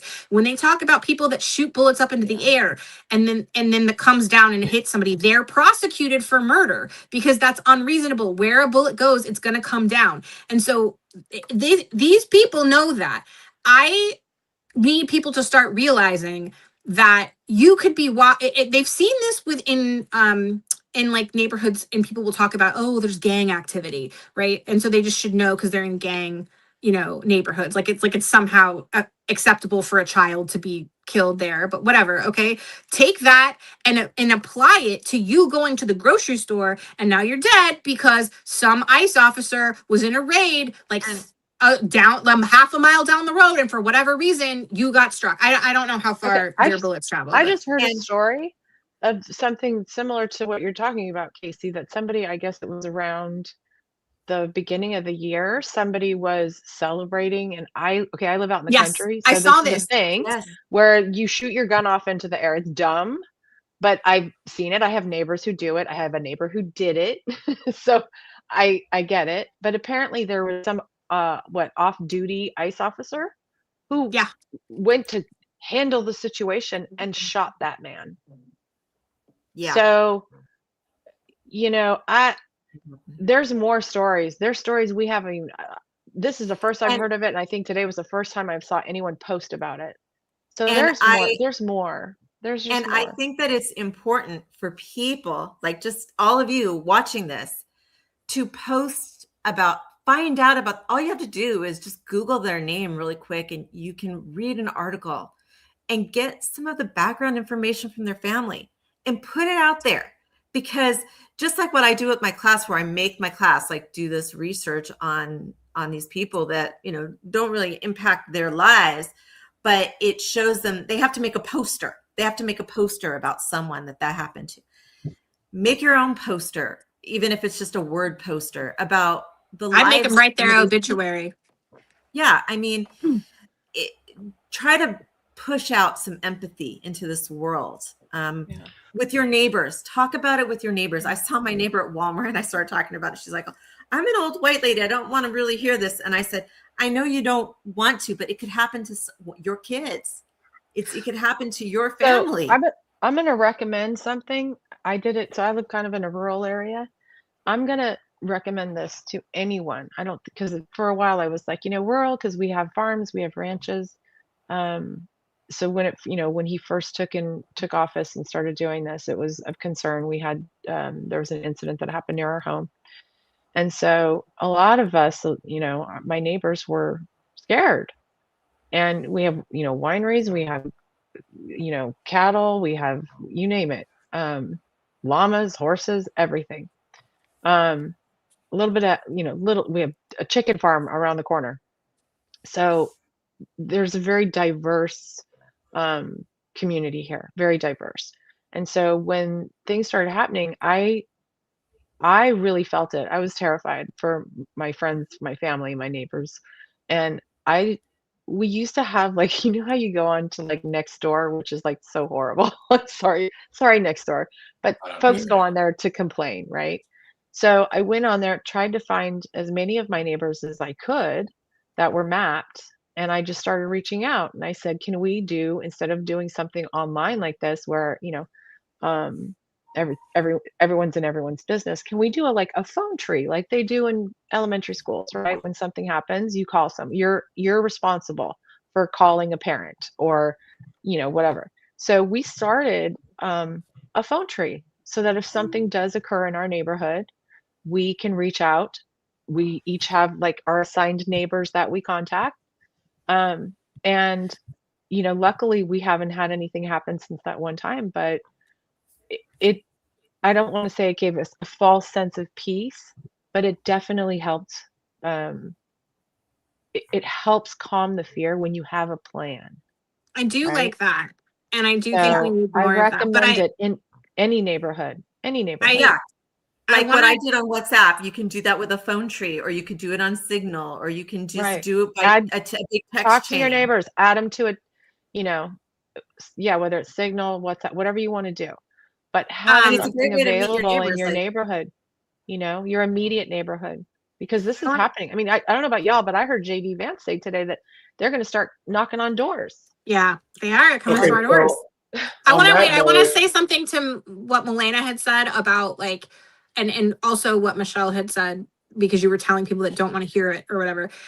Just something people can maybe try is like in the past, I think when we take news to people, we take news as like, can you believe this happened? Like, this is like, whatever. Can I ask maybe that you try to say things like, I saw that like she had just dropped off her kids. That makes me so sad. Like, I feel really sad about this. And put yourself in it, because it's a lot harder for someone to shut you down and say, I don't want to talk about this, when you are saying it makes me sad. I'm really upset about this. I want to talk about this because I like this could happen to me. But instead of like the sensation and the horror, because that's a natural human reaction. Like, obviously that's like when you see something like that, the first reaction you want to do is go see another human and be like, can you believe, right?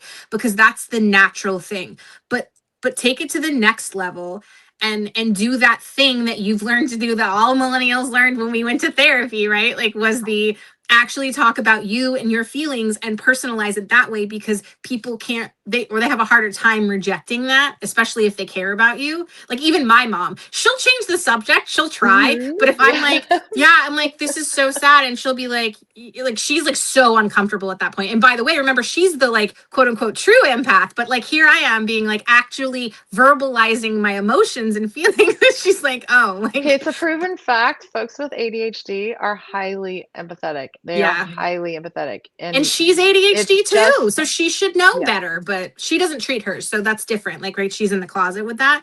Anyway, just everybody report back. Let me know if you come back like next week, or like come to my thread section, or like it was so tell one of us if you've tried this and you think that it works, because I really do believe that if more of us did that, we could have longer conversations about this that are more impactful. I don't know. That's just my guess. Casey, I actually did frame it like that with the guy that works at PetSmart, because I walk there every day. So I was like just having that conversation, and it was a great conversation. And he's like, I'm actually someone who watches like Border Patrol shows, and I really do believe that there's an issue and a problem. But like hearing that story and how you feel, it makes me look at it in a different way. And I was like, this guy is like the nicest guy. So I was like really surprised that he watches like Border Patrol shows, and he's like, but it just really like it hit him. So I do think we can make a big difference.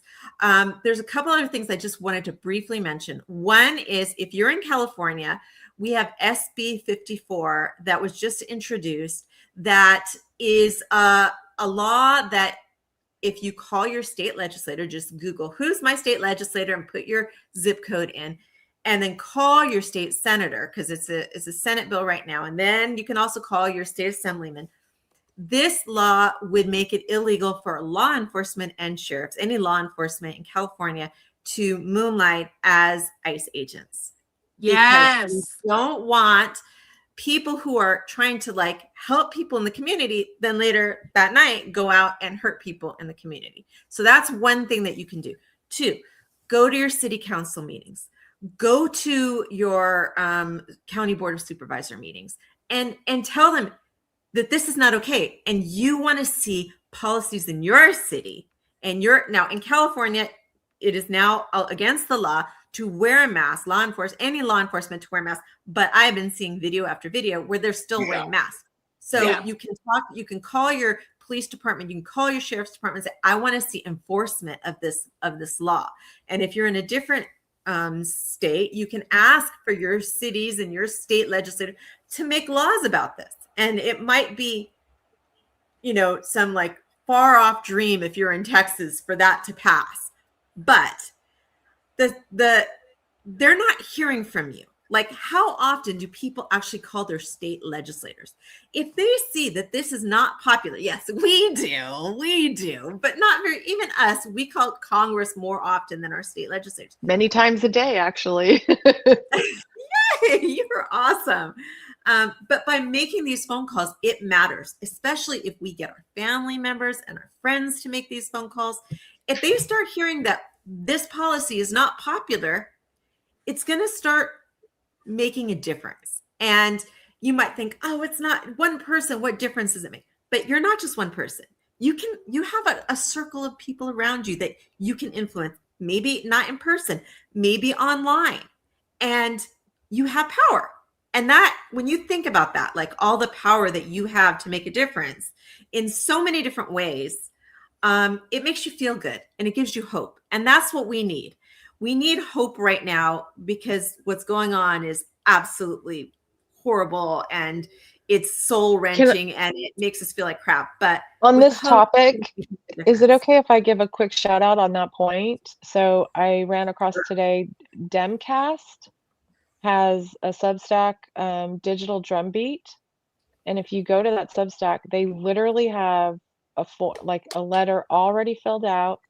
It's super easy. You click on the little, it says contact your representatives, your senators, and you literally just fill it out, your name, whatever, and send. It's so easy. Can you put that in the link in the link in the chat? I can't actually, because it says I have to join the chat and it's making me use my Can you send it to my Chris? regular email. Yeah. All right. Okay, so let's watch this clip. And this, I just want to mention, this is JD Vance before. So it was yesterday, but before we became aware of this shooting. Listen to his language.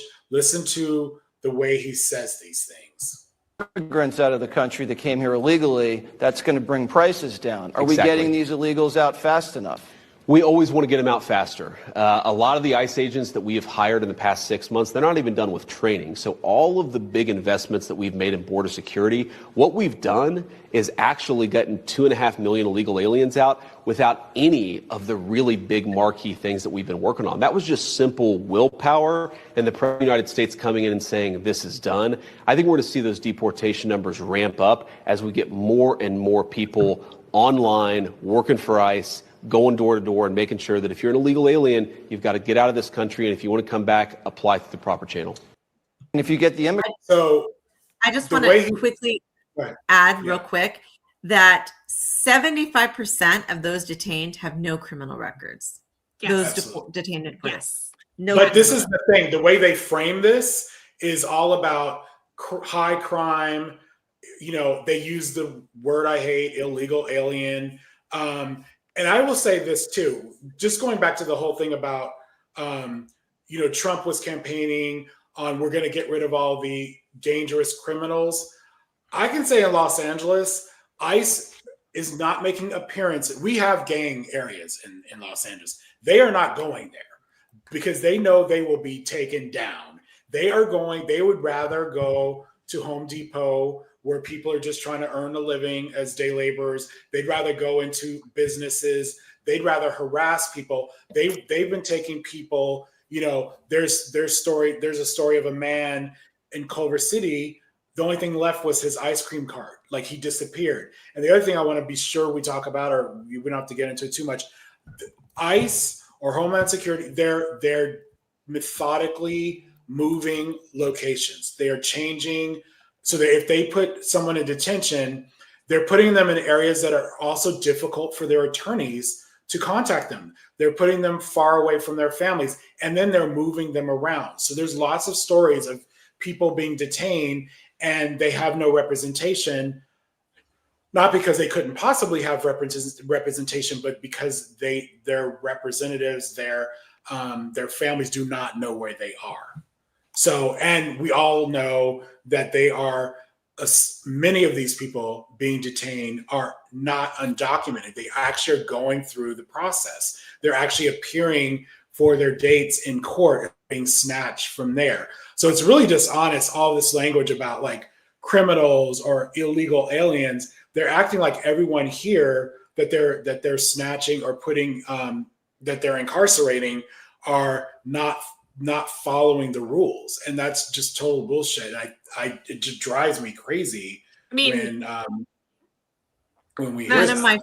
We talked about this like in a bunch of our earlier lives, and what is so infuriating about this is look at the people that they were taking. And by the way, they were people that you were and I were missing because they were fruit cart ladies, they were working at restaurants, they were people who were actively in the service industry. And so a lot of white people came out and went, where'd my cleaner go? Like, where did these people go that were helping, that were helpers, that helped us?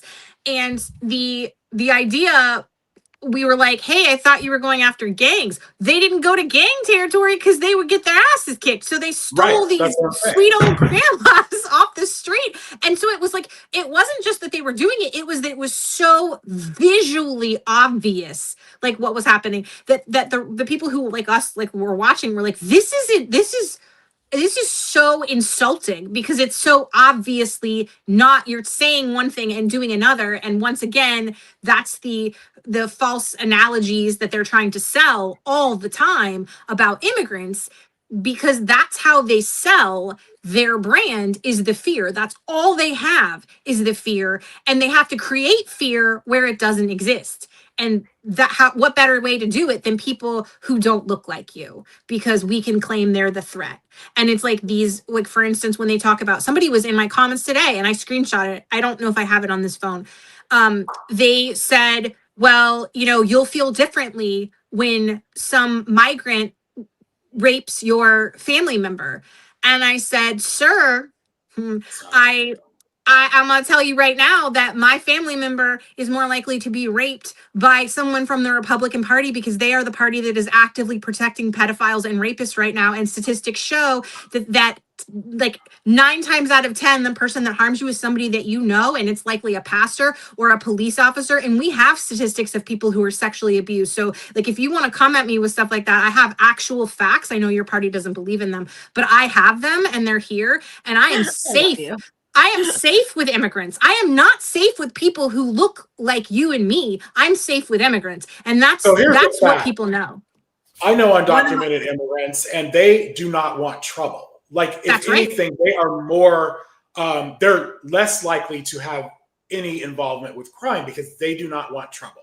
And that's just a basic fact. I mean, they're taking one incident of rape or one incident of murder, and this is what they do with people of color, period. It's the whole group. We have to answer for everyone in our, racial group because one person does something. When somebody is white, oh, that's just a man. That's the default race.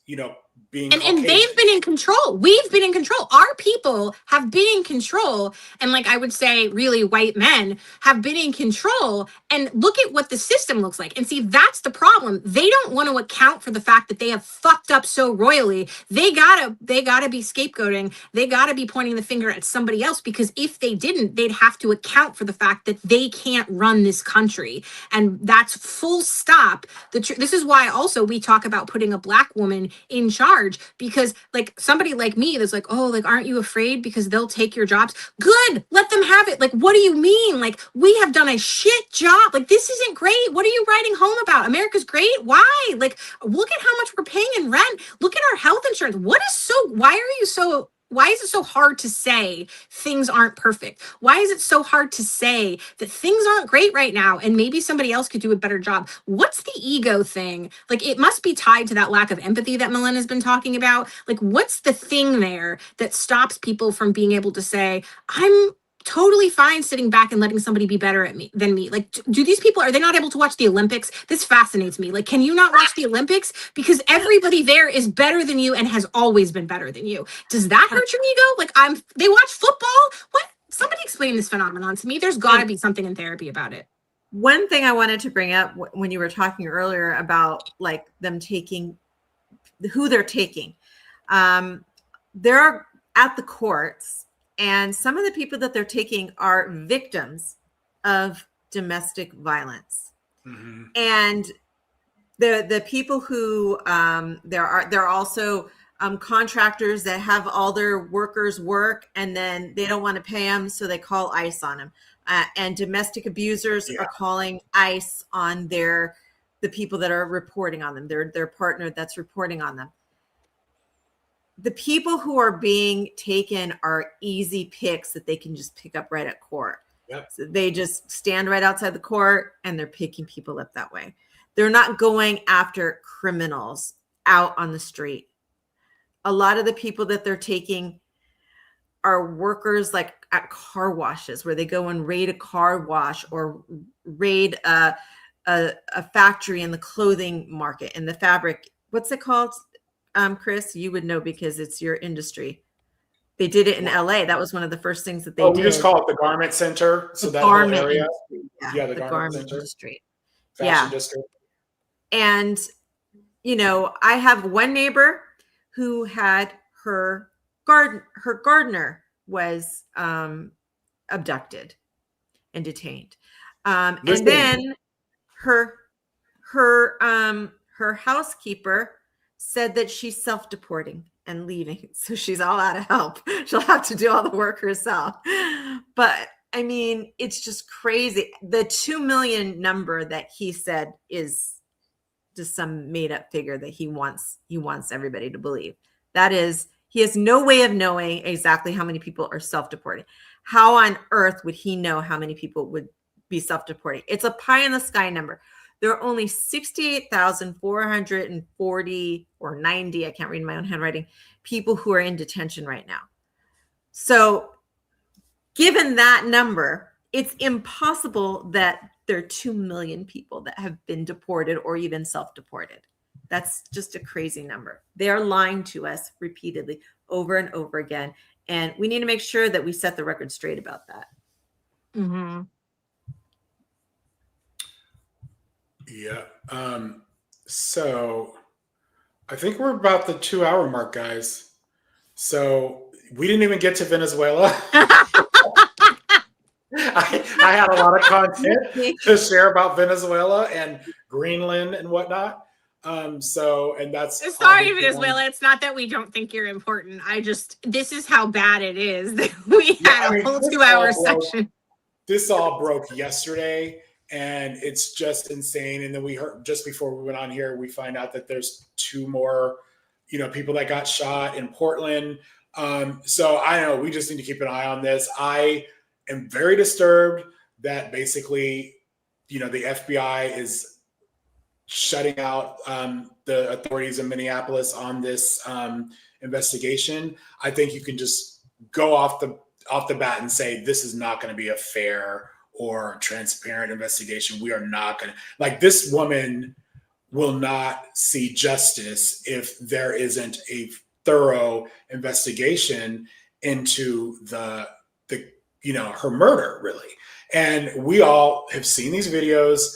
We can see with our own eyes that she did not ram anybody with her car. She was not a domestic terrorist, lie after lie. And the ICE officer, like, these things you can say are true. She was not ramming anybody with her car. She's not a domestic terrorist. And the ICE officer that shot her 3 times is perfectly fine, and was perfectly fine the minute he was walking away from that car without a care in the world visually. So this is insane. It's crazy. Do you think that in time, maybe years from now, that it could be prosecuted? I mean, I know that sometimes prosecutions happen well into the future. Yeah, I mean, I think it would. I mean, we'll see. Maybe I think we have a better shot at justice, if you want to call it that, with civil suits. In civil court, like, there are going to be lawsuits. I mean, if I were her wife, you would definitely be getting sued. And so then, at least, even though it's not criminal, at least you get the story. At least we could get the evidence. You would get disclosures. You would get. So I think we have in a lot of these cases, you have a lot better chance at seeing transparency there. And then, hopefully we end up with another administration that actually, like, that is one of my criteria for president, is I want to hear you're going to bring justice. Like, we're going to see justice for the Trump administration. And if you're not on that page, I'm still looking, on who I'm going to support. And I hope a lot of people think like that. We're going to have everyone's going to be running for president. Well, what are you going to do for us? What are you going to bring to the table besides just talk? Like, I want you to be brave and be upfront about, I'm going to bring justice to Kristi Noem, to Trump, to all of these crazy people. So, I mean, all these children who've been separated from their parents and put in detention and tortured, there needs to be justice for that, for sure. You know what, We need Melissa, there's no doubt in my mind that things are much worse than we even know. And I think that's the scariest thing here. Like with these detention centers, we do not know how bad they are. We just don't. And just in the last Trump administration, there were over 4,000 cases of sexual abuse reported. And that was back then. And that doesn't hold a candle to the kinds of hell that we're seeing that these poor kids are having to endure this time around. So, well, I think what we are, there's a lot of things we can do. You mentioned a lot of them, but I think the thing is, at least with ICE and with Renee Good and all of these things that have happened and that will continue to happen, is to share these videos, share your posts, spread the word. Mainstream media is, I don't want to say they're not doing anything, but they're not doing it quickly enough. They're not meeting the moment. They're not meeting the moment.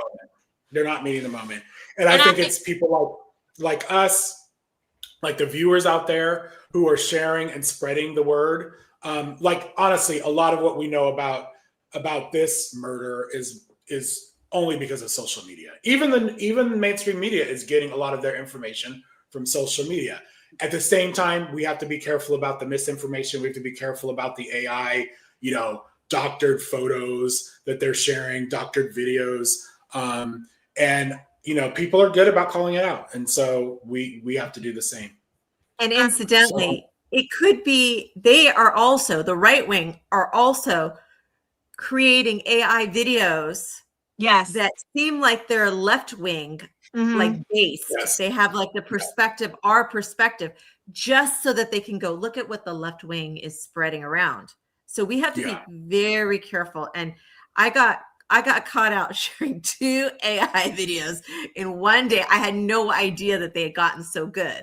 One was of like a little bird, and one was of AOC. And I was like, oh my God.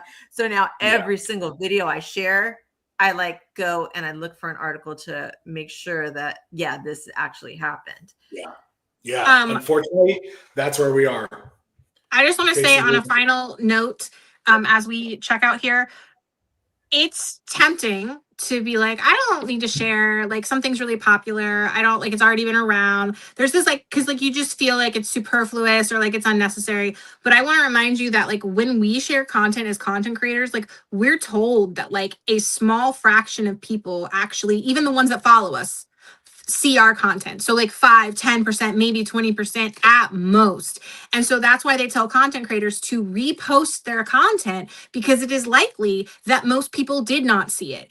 And so the reality is that even if you feel like something is popular or people have seen it, maybe they haven't, and it's not going to hurt to share it. And even if 1 or 2 people see it, those 1 or 2 people, you don't know what they're doing offline or outside in a daily basis with other people having conversations. They might be the greatest evangelist or greatest ambassador in this situation. So like, it's just never gonna hurt to share this and have the conversations like everybody was talking about earlier, like Milena's nice assignment with her students to humanize and memorialize these victims, because this administration sure as fuck isn't going to do it. So it's going to be up to us. And I think that that is one of the greatest parts of resistance that we can do, is be that kind of telephone chain, and also keep recording the ICE agents. Like we already said, keep recording. You noticed in that video how many people had phones, but also how important every single angle became. Right? So the people who are on opposite ends of the street, we needed both of those angles. So even if there's already other people recording, we don't know what's going to happen to that footage. We don't know what's going to happen to those people. The more the merrier. Like, the more the merrier in this environment. Geez. Anyway, the more that people are doing this, that's where we have our power, and that's how we take back everything, because they can't refute all of us with video footage. So thank you all for joining us. Thank you, guests, for being here. It was a lively discussion and cathartic, I feel like. Yeah. So we'll see you hopefully next Thursday. Yeah. And who knows what's going to happen in the next 7 days. I will say that much. It's like, holy shit. Like I said, I'm ready to tap out of 2026 already. Slow news day. Like, just give it to me. Be safe, everyone. Be safe. Be safe. Protect yourself and be safe. Bye-bye. Okay, bye. Peace and blessings, everybody. Good night. Thank you. Thank you very much.